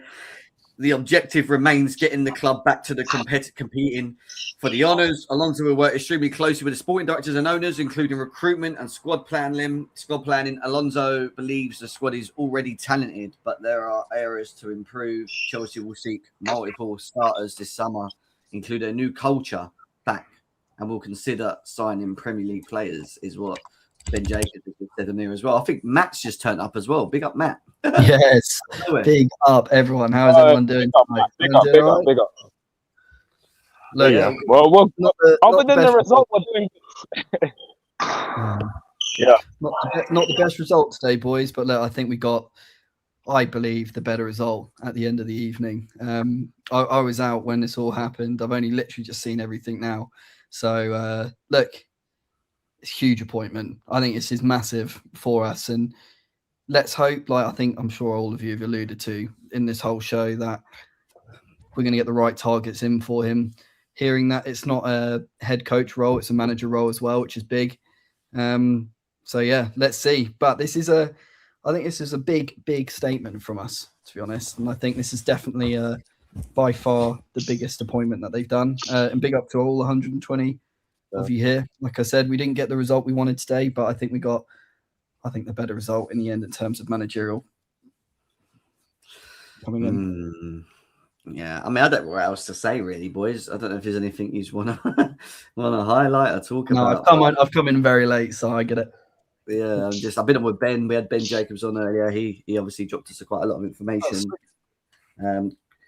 Since that, it's just been talking about the game, different thoughts and opinions. It's been good to obviously talk about it. At the end of the day, we didn't win. Irrelevant to how we feel about the game. We couldn't get it across the line. We struggled again in front of goal. And I think Alonso will look at that and go, do you know what? We can do better. That's somewhere where we'll be looking, hopefully, Delap comes on the pitch like for João Pedro, and I'm sitting there just slapping my hand against my head. Like, it's just, we were just, and then we saw Alejandro Garnacho come on, and it's like, at that point, it was game over. Game over. We're changing the game by bringing on fucking Delap and Garnacho. Do you know what I mean? Like... Did you see that tweet a while back, Jim? And it was like when the Delap signings, like basically saying the game's done. Who said that? It was like a tweet ages ago, and it's so true. Every time we bring on Delap, bro, the game's done. Yeah, like nothing else is happening. Yeah. Hey, Con, if you'd have seen what we did when Delap come on, we all jumped off our chairs and just turned around and walked off. I wouldn't have pissed, mate. I didn't even bother watching the game. Compared to Con, he did it like. He called him I remember going to the game with Con, and he was calling him a bricklayer. you know, and I was like, He is, bro. Yeah. He's a It's Leon scrub. Delap. If he's still here next season, bro, I'll be surprised. But then again, we saw what Alonso did with Boniface. You never know. You never No. know. Listen, Boniface is my countryman. Don't compare him to Delap. Listen, Boniface That can be. tweet's still salty, bro. You should have stayed in uni. Boniface can be a good bricklayer. Delap is like that's his last resort. Is just bricklaying. That's Delap's last resort. Because football is not for Delap. As much as I've seen at Chelsea and what I've seen at Ipswich, Delap bricklaying is his last resort. He can't do anything other than bricklaying. If that. This is his only resort. He's got to take that back on. Go back to college, learn bricklaying. See you later, son. Yeah, literally. Yeah. You saw that we brought on Garnacho as well, and I don't think he had one moment in that game. He's just a dog. He's a donkey. Just a quick one. Was Ads talking there? Because I can't hear him. Who? I mean, Ads, was he talking? I am talking here. No, I was just saying that Delap as a bricklayer is disrespectful to bricklayers. I think bricklayers are good at their job. Delap might be good at bricklaying, but he might not be a very good bricklayer. If you get what I mean. Yeah. Guys, can I jump in a sec? Go on. Is Connor gone? He's coming back. He's here now. I'm just bringing him back in 1 second. All right, bring him back in. Yeah, I couldn't hear him. Yeah, sorry about that. If I was talking I just want to apologise to Connor. It's if people know me in the chat and people know me on here, that's not my kind of nature. But my emotions are a bit high right now, and I've kind of taken things maybe out of line. And I'm sorry if I offended you. That was never my intentions at all. Like my emotions are quite high after the Chelsea game. I expected a lot more, and sorry that it got taken out on you, brother. Oh no, Chris, you're good, bro. You're good. Don't worry about it. Hey, Chris, this is a guy that sits on Spaces on tweet with me and has to deal with bullshit. Do you know? Yeah, what I mean? no. But that's not my DNA. That's not my DNA. I'm a grown man now, and obviously my emotions are high. I don't want to offend people. I don't want people to not come back on the show or whatever, and people to have a certain way. So you know, like I don't mean to take it out on Connor. My point of view, I got a little bit too heated there, and I apologise. Yeah, no, you're good, bro. You're good. I appreciate it, buddy, but he's talking shit about Enzo Fernandez. He should be thrown in the bin from my perspective. Don't ever talk about Enzo Fernandez on here, Connor. Because I think you're forgetting that you're with Benji. And you ads. Like if people really know who I am and the foul things I say. Benji, you got the dirtiest takes out of all of us, mate. You kind of I do. That's true. I do. Me. You don't even have to apologize, to be honest. Like I should apologize because it was a certain Benji gave me 2 hours of trying to sell me tactics around Liam Rossini on a show. How great he was. I remember when Benji was trying to tell me Badashir was better than Colwell, man. Bro. Oh. Yeah. Bro, wait. Did I hear that correctly? Badashir better than Colwell. Oh, Benji, get off. Who said that? Who said that? Benji, what do you think? And Benji, were you on any substances? You don't have to name them on this show because this is a very respectable show. You were sober. I was on the natural herbs. Natural herbs. Right, natural herbs. Right. So whoever gave you those natural herbs, they need to be arrested because Baddy is sure better than Colwell. Not in this universe. No, but he was. No, but like my argument was the way we want to play on the ball. You know, I just think he suits. I don't now. But you know, on the ball. Did you see Colwell today breaking lines against City? Yeah, Baddy Shaw's never done that. I did. Oh no! Come on! No! Don't say that. Oh, I said it. I said it. I think Badiashile has a better left foot than Levi, to be honest. But I just think Badiashile has been so shit. Listen. Even if Badia had a better left foot than Levi, maybe in terms of passing, Badia is literally badder at everything else in terms of football than Levi. Worse positioning, worse in the air. Bear in mind, he's taller. He's worse in the air. He's worse in positioning. Game IQ. It's a give or take. Footwork, agility. It's a lot of take because there's not much giving. There's not much giving. There's not much. If Badiashile played as much as Colwell did, he would be better than him. If Badia played as much as Levi, we would be in a relegation battle with Tottenham. That's what would happen. No. Yeah, that's my opinion, though. Just my opinion. You know. No. I understand what you would think there, but I said something very crucial. Said, but Yeshua has to be fit first. For me, if he was fit and available, right, and he's playing good, then fine, playing. But if he's not fit and available, which he ain't, once again, then you don't play him. Very simple. I'm good to sudden, but I mean, yeah, that I hear, to be fair, because he's not been fit properly since the start. I think his first season, right, when he played alongside a proper leader in Thiago Silva. Obviously, after that, he had his hernia injury, and obviously, then he's not really been the same. And obviously, a lot of these defenders, whether it's Badia, whether it's Colwill, whether it's even Hato, who was actually good today, has been good of recent, right? These guys need they need a proper A side centre back to play alongside, but there's no A side centre back. There's no Thiago Silva. There's damn sure no John Terry in the club right now. There's damn sure no John Terry. And obviously, we had that. There may be a Colwill or a Badia, or it could be good. It could be. I don't know. Why are we even talking about Badia Shield is what I don't get. I was going to say, I know who I want to talk about. It's Hato, by the way. Hato was unreal today. Yeah. Hato's a baller, bro. I've been telling you guys about Hato since the beginning. I said Hato and Pies, wherever he pisses, Con knows because he can back me on this. He used to say on playback that Hato's can't defend and he doesn't rate the signing. You remember that, Con? Yeah, no, he was really against Hato. Yeah, I remember that. Yeah, remember that. So, Hato kind of surprised me a bit because under Maresca he looked really shaky. What game was it was it the Champions League where he was all over? Yeah. Was it Karabakh? Yeah, quite He's back. been played for ages, though, Con. That's a problem. You know, you just caught him cold and brought him back in. Yeah, it'll be interesting to see the makeup of our centre halves next season because if Alonso does go with that back five, I think he's going back five. You might see Cole in the middle, Hato on the left, and maybe even Reece James on the right. Well, that's something we need to do. You know, we need to now we know it's Xabi Alonso. We really need to deep dive into the tactic side of it, the formations, what we think is going to be the lineup. And if he's looking at today's game, I think he's thinking this could be my lineup with a bit better added quality going forward. You know what I mean? Wingers, I'm talking about, people that can affect the game, carry the ball, beat a man or two, create more for João Pedro. You know. Everything else that we need, you know, in and around that, I think is going to be important. So, yeah, man, it's going to be an interesting time. At least we got Xabi Alonso. I knew they would announce it after we lost anyway, so there's no shock on that side of things. But I don't think it'd be as soon, 30 minutes after we lost. When the goal went in, I said, "Can we announce him early?" By the way, can we all agree that Semenyo goal was ridiculous? You just can't stop it. It was ridiculous. Can you even be annoyed about that from a defensive standpoint? I don't think you can. Yeah, I can, but it's not because of the goal. It's because before they get to the box, it was Cucurella and I think somebody else stepped out. And we've had an issue with defenders stepping out all season and not winning the ball. And then we was kind of frantic getting back, but that finish from Semenyo is disgusting, bro. If you remember, Hato intercepts the ball and it fucking lands. That's unlucky.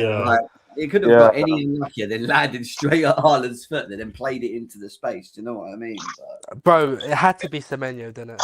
And this is the point I had a massive issue with. Like in January, if you look at Manchester City's squad, it's much better than Chelsea's anyway, right? But yet they still went and got Mark Gurhey, who was brilliant today as well. And they got Semenyo. What did we do? We got Sarr. We had no help from this fucking ownership during January, bro. We got Sarr. Fucking Sarr. How many games has this guy played, bro? Is this guy even playing? What is he? Where is this guy? He's not even in the team. I mean, Jem and Con. Let's be real. Let's be real. Sarr's played more than a fucking Amugu last season, bro. Amugu played nothing last season. Nothing. And Amugu who exactly, bro? Exactly. Amugu, because he did nothing last season, and it's painful. It's painful because we were right there with City, bro. In terms of this squad, right? I don't really rate the squad that highly. And listen, at the end of the day, we were still neck and neck with City. It was a tight game. Maybe you could argue we were doing better to nullify them, but they had a moment of quality from a guy that they had to buy in January, whereas we didn't buy nobody in January other than whoever we bought, which is nobody really, and we lost the game. And it's just the same, man. It's just the same. Yeah, and Semenyo's he's been pretty good for them, this season. Yeah. Very good, really. Yeah, very good. Yes. I think Doku's improved though in his game. To be fair, to him. Yeah, I he think looked he's quite good looked today. What's that? I didn't mind He Enzo got over 1 crunching him, assist, though. right? In the last 3 games. He was quiet for a little bit, but he's had like 2 Yeah. goals and 1 assist, right? Mate, when Enzo done them 2 tackles, like the first one on Doku was a great tackle, Crunch and then Bernardo he gets Silva. back up and he absolutely Jesus crunches Christ. fucking. Yeah. I thought, oh no, I was fuming. I was, that's not a fucking yellow card. Fuck off. You smacked Yeah, him at it one was. point. It You was. smacked It me. was. It wasn't a yellow. It wasn't See, a but yellow. when you look at someone like Doku as well, bro, like obviously it's took him time, but he's had the platform to develop, innit? And that's what Yeah. we just don't offer these youngsters when they come here, bro. We don't give them that right platform, the right environment to develop. It's an Yeah. issue. And that, Yeah, again, I look think- at Levi Colwill today, boys. Like, how much better is our defense with Levi Colwill at the So much centre of it, better. man? It's Yeah. quite scary, isn't it? Yeah. Like, So much again. better, to be honest. Yeah. And it's Bro, so scary to say. It's actually Why so is scary to Levi say. so good as well? Who did he play next to for like half season to a season, bro? Fucking 100%. Thiago Silva. Yeah. 100%. Yeah. Yeah. Hey, man, can I ask a real question, right? So, like, obviously, man, them can see the kit that I'm in, world champions and that. It was nice, while we were world champions, and we're still world champions for the next 3 years. Mhm. But like, is there any reason to wear this top anymore? Because like, I can't lie, it's kind of painful now to wear it when we I almost messed kicked you up out so earlier. badly. When I saw you in that, I almost kicked you out. I walked past you, Ads. I walked past you. I remember. Yeah, I remember. But I thought we were gonna win today, innit? And we didn't. So like, it's kind of dark. I did say 1-0 to Matt, didn't I, Matt? I said 1-0, You didn't did. I, either way? Yeah. Cool. Can I ask all a question? Can I ask everyone here a question? Con, Benj, Jem, Ads, everyone. Yeah. What do you think Alonso learnt from today? Oh, good question. Jem? Not much. No, I think it will look at individuals. I think it's more about individuals in tactics in this type of game. I think obviously, we talk about back 3, back 4. I think it was about what level of performance can you get from the players that are currently at Chelsea against a top team like Man City, and how do they play up against them? Is there a mentality? Is there quality? Is there, what is it that they offer individually? And I do think like Colwill, for example, Hatto really showed that. I'm not a big fan of Reece James in the middle, even though it was okay. I don't know, man. I just so want to see him on the right, going up and down. I really do, because he just has that actuated quality. But he'll look at it, Alonso, and he'll go, right, I can see that there's the foundations there. We've got some good, like we say, right? We all say here, but we have a good crop of players, right? A couple of players that we will say are good players that we can go on with, right? So it's about knowing who them players are, and then how do we then improve that going forward. And that's what I think he's thinking, like, what can I add to what I've seen to actually make it all tick right and work in his own? Because the one thing I'll say about Alonso, he's very more tactically, what's the word? He's more involved tactically, like he's very focused more on tactics. It's like your instruction as an individual is more important, and how you play. And yes, it's very one-touch football and going forward, being direct, but like, it's about you as a, and your role in the team that's so important in the Xabi Alonso system, So he's going to look at that, I mean, if I can go first on this, if I may, I think Xabi, if he was in charge today fully, I think we would have been better placed to win this kind of game, because tactically he would have had us more set up better. He would have had us maybe have more patterns of play, building up from the back, which is what we kind of lack today, because we normally would just go long to João Pedro. He won some headers, but also he lost a few to Gahey and Kusanov. But I think that was the main thing, really. In terms of what he learned, he might have learned that Palmer, without the right structure and maybe the right confidence, is horrible. Because Palmer today, again, for me, was horrible, right? He's trash. And in terms of our defense, in terms of the team performance, it was decent. We were in the game against a better team for me.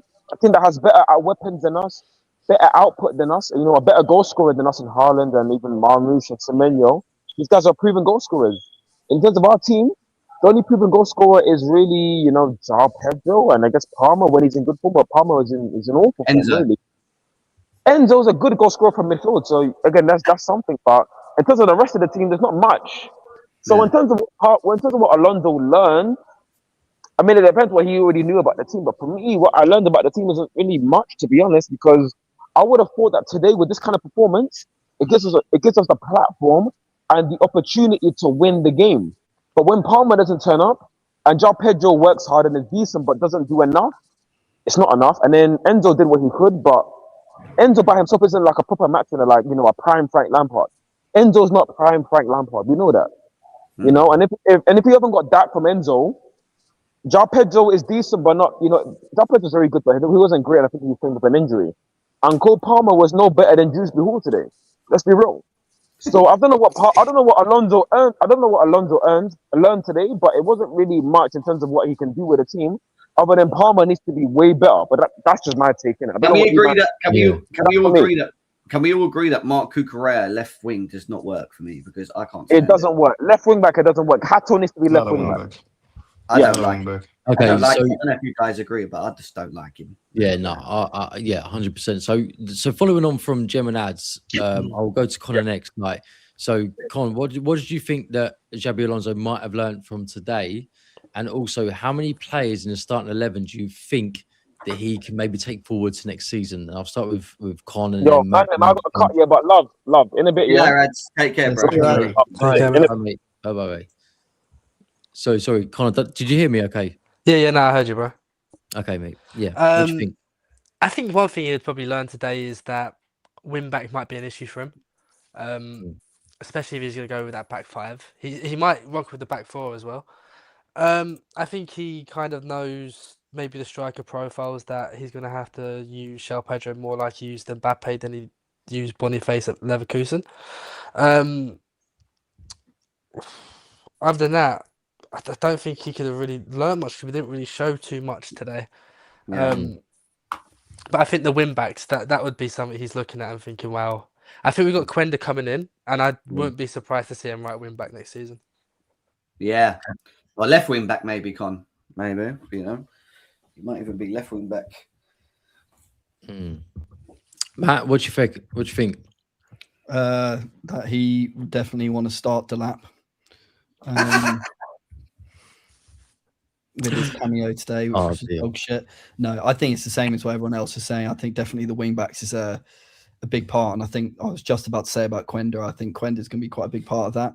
Obviously, me and Benji did a stream a few days ago, and we were talking about potentially how we would set up if it was under Alonso. And I can't pronounce his name now, Benji, but maybe it's that guy from Sporting we try and bring in as well. Diamande. What's his name, Benji? I can't say it. Araujo. Where the fuck does he play? Oh, the right back, the left back was on about. Yeah, the left back. Yeah, I know you're talking about. Yeah. So we were just talking about that, but yeah, I definitely think from today, I think it's something that the wing backs will be fundamental for us to get into. But I think, like I said, Hato, massive today. That'll be huge for him. I thought he was outstanding today. So I love Hato, man. I think Hato's fucking. Honestly, I think he has so much to his game. And even if you notice, right, when Cucurella come off the pitch, boys, you see how much Hato was actually getting forward. All right, nearly had a penalty and whatever, but do you see why I wanted him further forward than Cucurella? Just because he gives you a bit more. I think there's a chance Cucurella goes at the end of the season, goes to Barca. Genuine question, though. Sorry, Matt, I don't mean to cut you off. I don't see him and Josh coexisting, especially if Alonso comes. Josh and Hato. Okay. I feel like you kind of need to prioritize one that's gonna play a fair bit.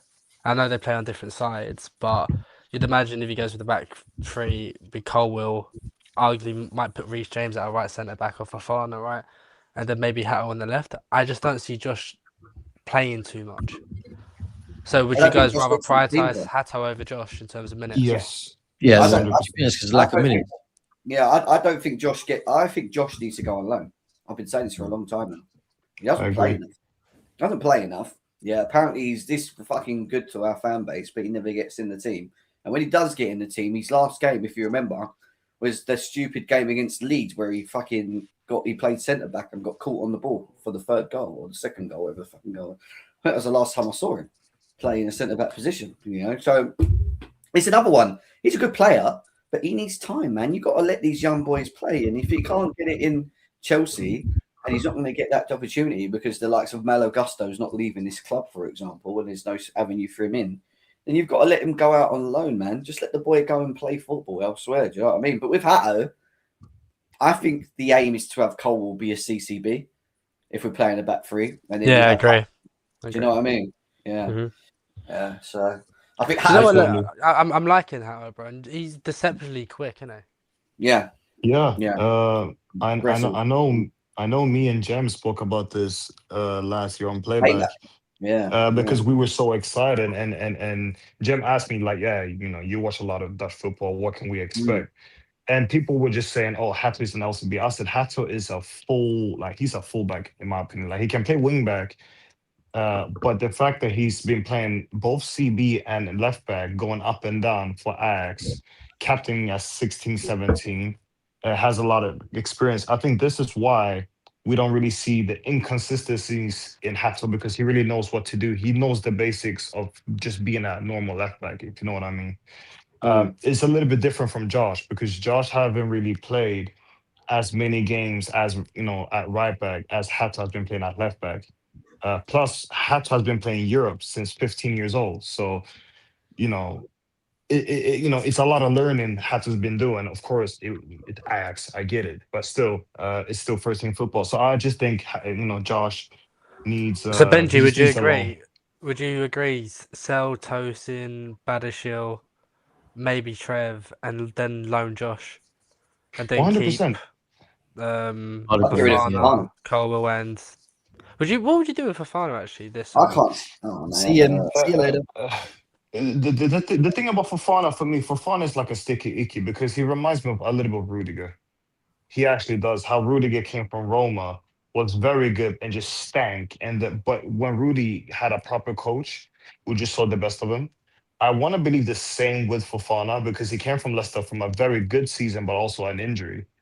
But we've seen glimpses of not greatness, but a very good Fofana, right? With their recovery pace and defending and the aggressiveness, which goes hand in hand with him and Levi, right? Levi is more like the playmate, the playmaking CB with the passing, and Fofana is more like the aggressive stopper.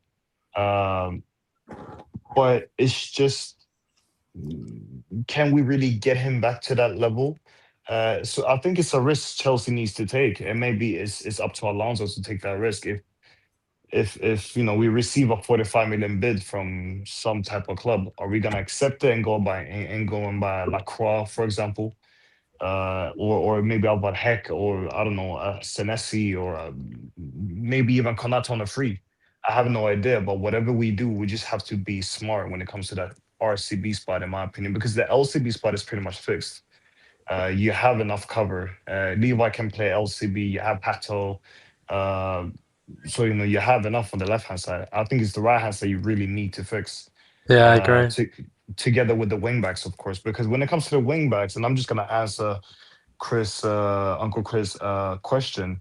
My thing with the wing backs is you could let Kukurea stay. I have no problem with Kukurea staying or leaving, to be honest. Whatever he wants to do, he can do, because I think for the amount of money we spent and what we gotten back from him, I think it's well deserved. Like, we got what we really needed from him. Maybe not the league or the Champions League, but we won 2 trophies.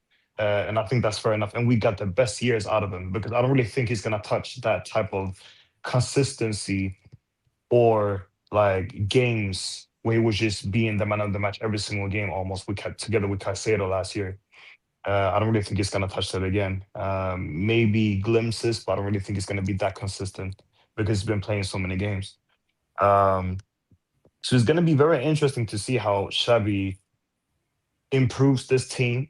Like he said himself, he believes the team is good enough to compete, and I think we've all said it, but we just need to get that left wing sorted, because what happens now with Gittins? That's my only question, because can we Loan. buy 2 left wingers, or can we Loan. buy one? Because he needs to go, exactly. He needs to go out on a loan. He needs to play regular minutes. Garnacho needs to be sold. I'm sorry for my opinions with Garnacho, but that brother needs to leave.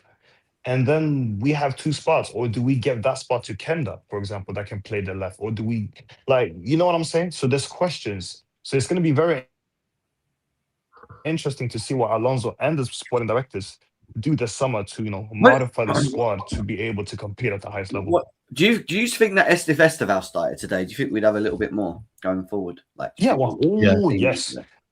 Yeah. If Esteval was fit, I'm not even starting Palmer, and I'm being dead honest. I'm actually being dead on. I'm not starting Palmer today if Esteval is fit. If Esteval's fit, I play. Yeah, I pretty much play Enzo and what's his name? Esteval, João Pedro. I bench Palmer. I put Palmer off the bench. That's what I do, to be honest, because the way he's been stinking out the place since last year, apart from the Club World Cup, I'm not forgetting that. To be honest, I'm not forgetting. What he's been doing since I last year, think the problem, January.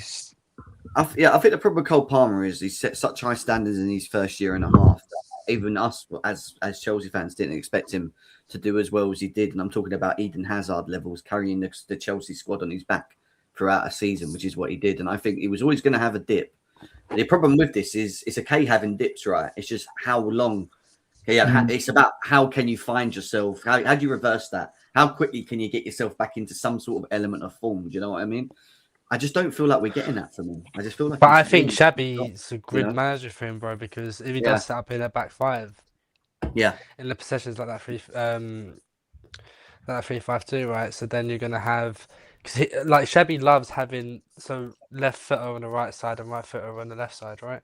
Like Verts and what's the other guy's name? I can't remember. Oh, fucking hell.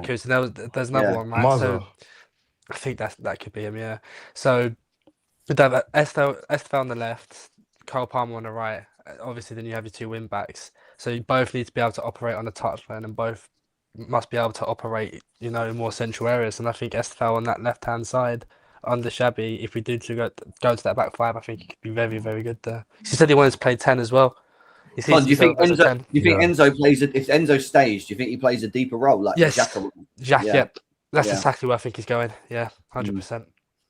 Mate, I should never have got mad at Connor because now he's making me horny, man. Talking his talk on. Con's got one of them voices, mate. Unfortunately, yeah. You just seriously with them players, man. Seriously. Jesus Christ. Con, a question to you. I don't really know what's your stance about Njai. Would you take Njai on that left-hand side and provide him with a wing back? I love him, but I do get a bit worried about, because the dribbles are nice, but where's the end product, right? Yeah. I think that improves at Chelsea, because obviously at Everton, he's quite isolated. At Chelsea, he'll have support. And not everybody will be sort of focusing him out, because we will have, hopefully, fingers crossed, better quality players as well. Bro, I struggle to see what's going to happen if we do go to that back five, what we do with the left wing spot, big left wing back. I'm pretty hell-bent that Xabi will use Hato as a left centre-back. Cucurella can't be a left wing back, man. What about Morgan Rogers and these people that we suppose you've been linked to? Morgan Rogers could make sense in that left-hand pocket as well. That could make sense under Xabi. Yeah, good. But it's a lot of money. Would you prefer Njai or Rogers, just out of interest? Njai, for sure. Would you? Well, Rogers had a great season, though. Yeah, it was with me with Rogers. He's very hot and cold, isn't he? He's very good. He's very good, and then he can be very shy. Sometimes good, maybe shit. Well, he's lost. He's got a stat at the moment, isn't it? This season where he's lost the ball the most out of any other attack or something. I read. Saint stupid. Which, well, I don't know if that's a bad thing, just because he's on the ball so much for them. They rely on him to carry the ball a lot, but still, it's Cavill saying he will play a back four. What's this? Sky Cavill saying he'll play a back four. Listen, guys, all of this we're going to talk on another stream. Of course, it's getting a bit late anyway. We've had a real good live, over 200 plus people with Ben Jacobs on and the boys coming in as well. Tomorrow I'm out all day. I'm going to see the mumsy. I'm going to Dubai next week, end of next week, as you already know as well. So I need to go and start seeing people before I piss off out of here. So I'm going to go over there for the day. I might be back in the evening. If there's any news around the evening, then we'll obviously talk about it. But next week, I really want to focus on and we'll do a space as well. I'll do a space with Con at some point next week where we talk about the tactical elements of Xabi Alonso and what we can expect from him and how it will operate and how it will work and stuff as well. So yeah, man, it will be interesting week next week. And we got Spurs Tuesday or Wednesday? Tuesday. Okay, so not much of a rest then, eh? We got to beat them. Big game tomorrow, bro. Because if West Ham, because Newcastle have been a bit all over the place this season, right? If West Ham can go to St James's Park and win that game, then that game on Tuesday is massive, bro. Yeah. Can you imagine Yeah, us yeah. relegating Spurs? That'll be our Yeah, would and be- Spurs' last game, bro, is against Everton, and Everton are going to be fighting for a place in Europe. Europe. So Who it have could set West up pretty Ham got? nice. Their last game's Leeds. Leeds. Ooh, that's a naughty Isn't it game. Leeds away? I'm pretty Yeah. sure. Yes, but Yeah. I suppose what they'll have with that Leeds are up, they can't really do anything. So maybe they don't go as hard. But if it's in front of their fans last 3 games of the season, they're going to play like crazy, innit? So Yeah, it'll be man. interesting to enter the season there, though, for top and bottom. Don't know who's going to Yeah. win it. You don't know who's going down. So it's a nice way to end, I guess. And You're then not we have a Chelsea very fan. interesting summer window coming with the amount of we've changed self-reflection. We're going to bring in experienced players that are 3-4 experienced players that are going to improve the quality of this squad. What about getting rid of the ones that are shit here? Because we've got a couple of them as well, you know. Yeah, outgoings is just going to be important. Like we need to Yeah. do a binge of the defense. Maybe this might be the summer to sell a Lavia or a Fafana as well. As much as I like Is there any Lavia, news on Lavia? Is he injured again? I have no idea. He woke up this morning and his toe was hurting. So he couldn't make the game, unfortunately, guys. I'm hoping he just has an illness, because if he's injured, I'm telling you now, I want him gone. I can't be dealing with shit anymore. He's not even fucking playing.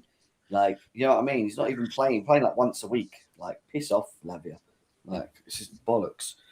Can't be dealing with that. Do you know what I mean?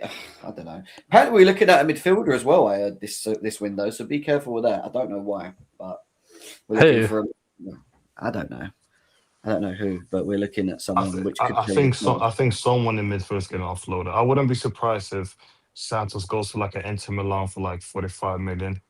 Santos? Get a new midfield. Yeah, I really wouldn't be surprised. Keep in mind Barco coming in as well. Exactly.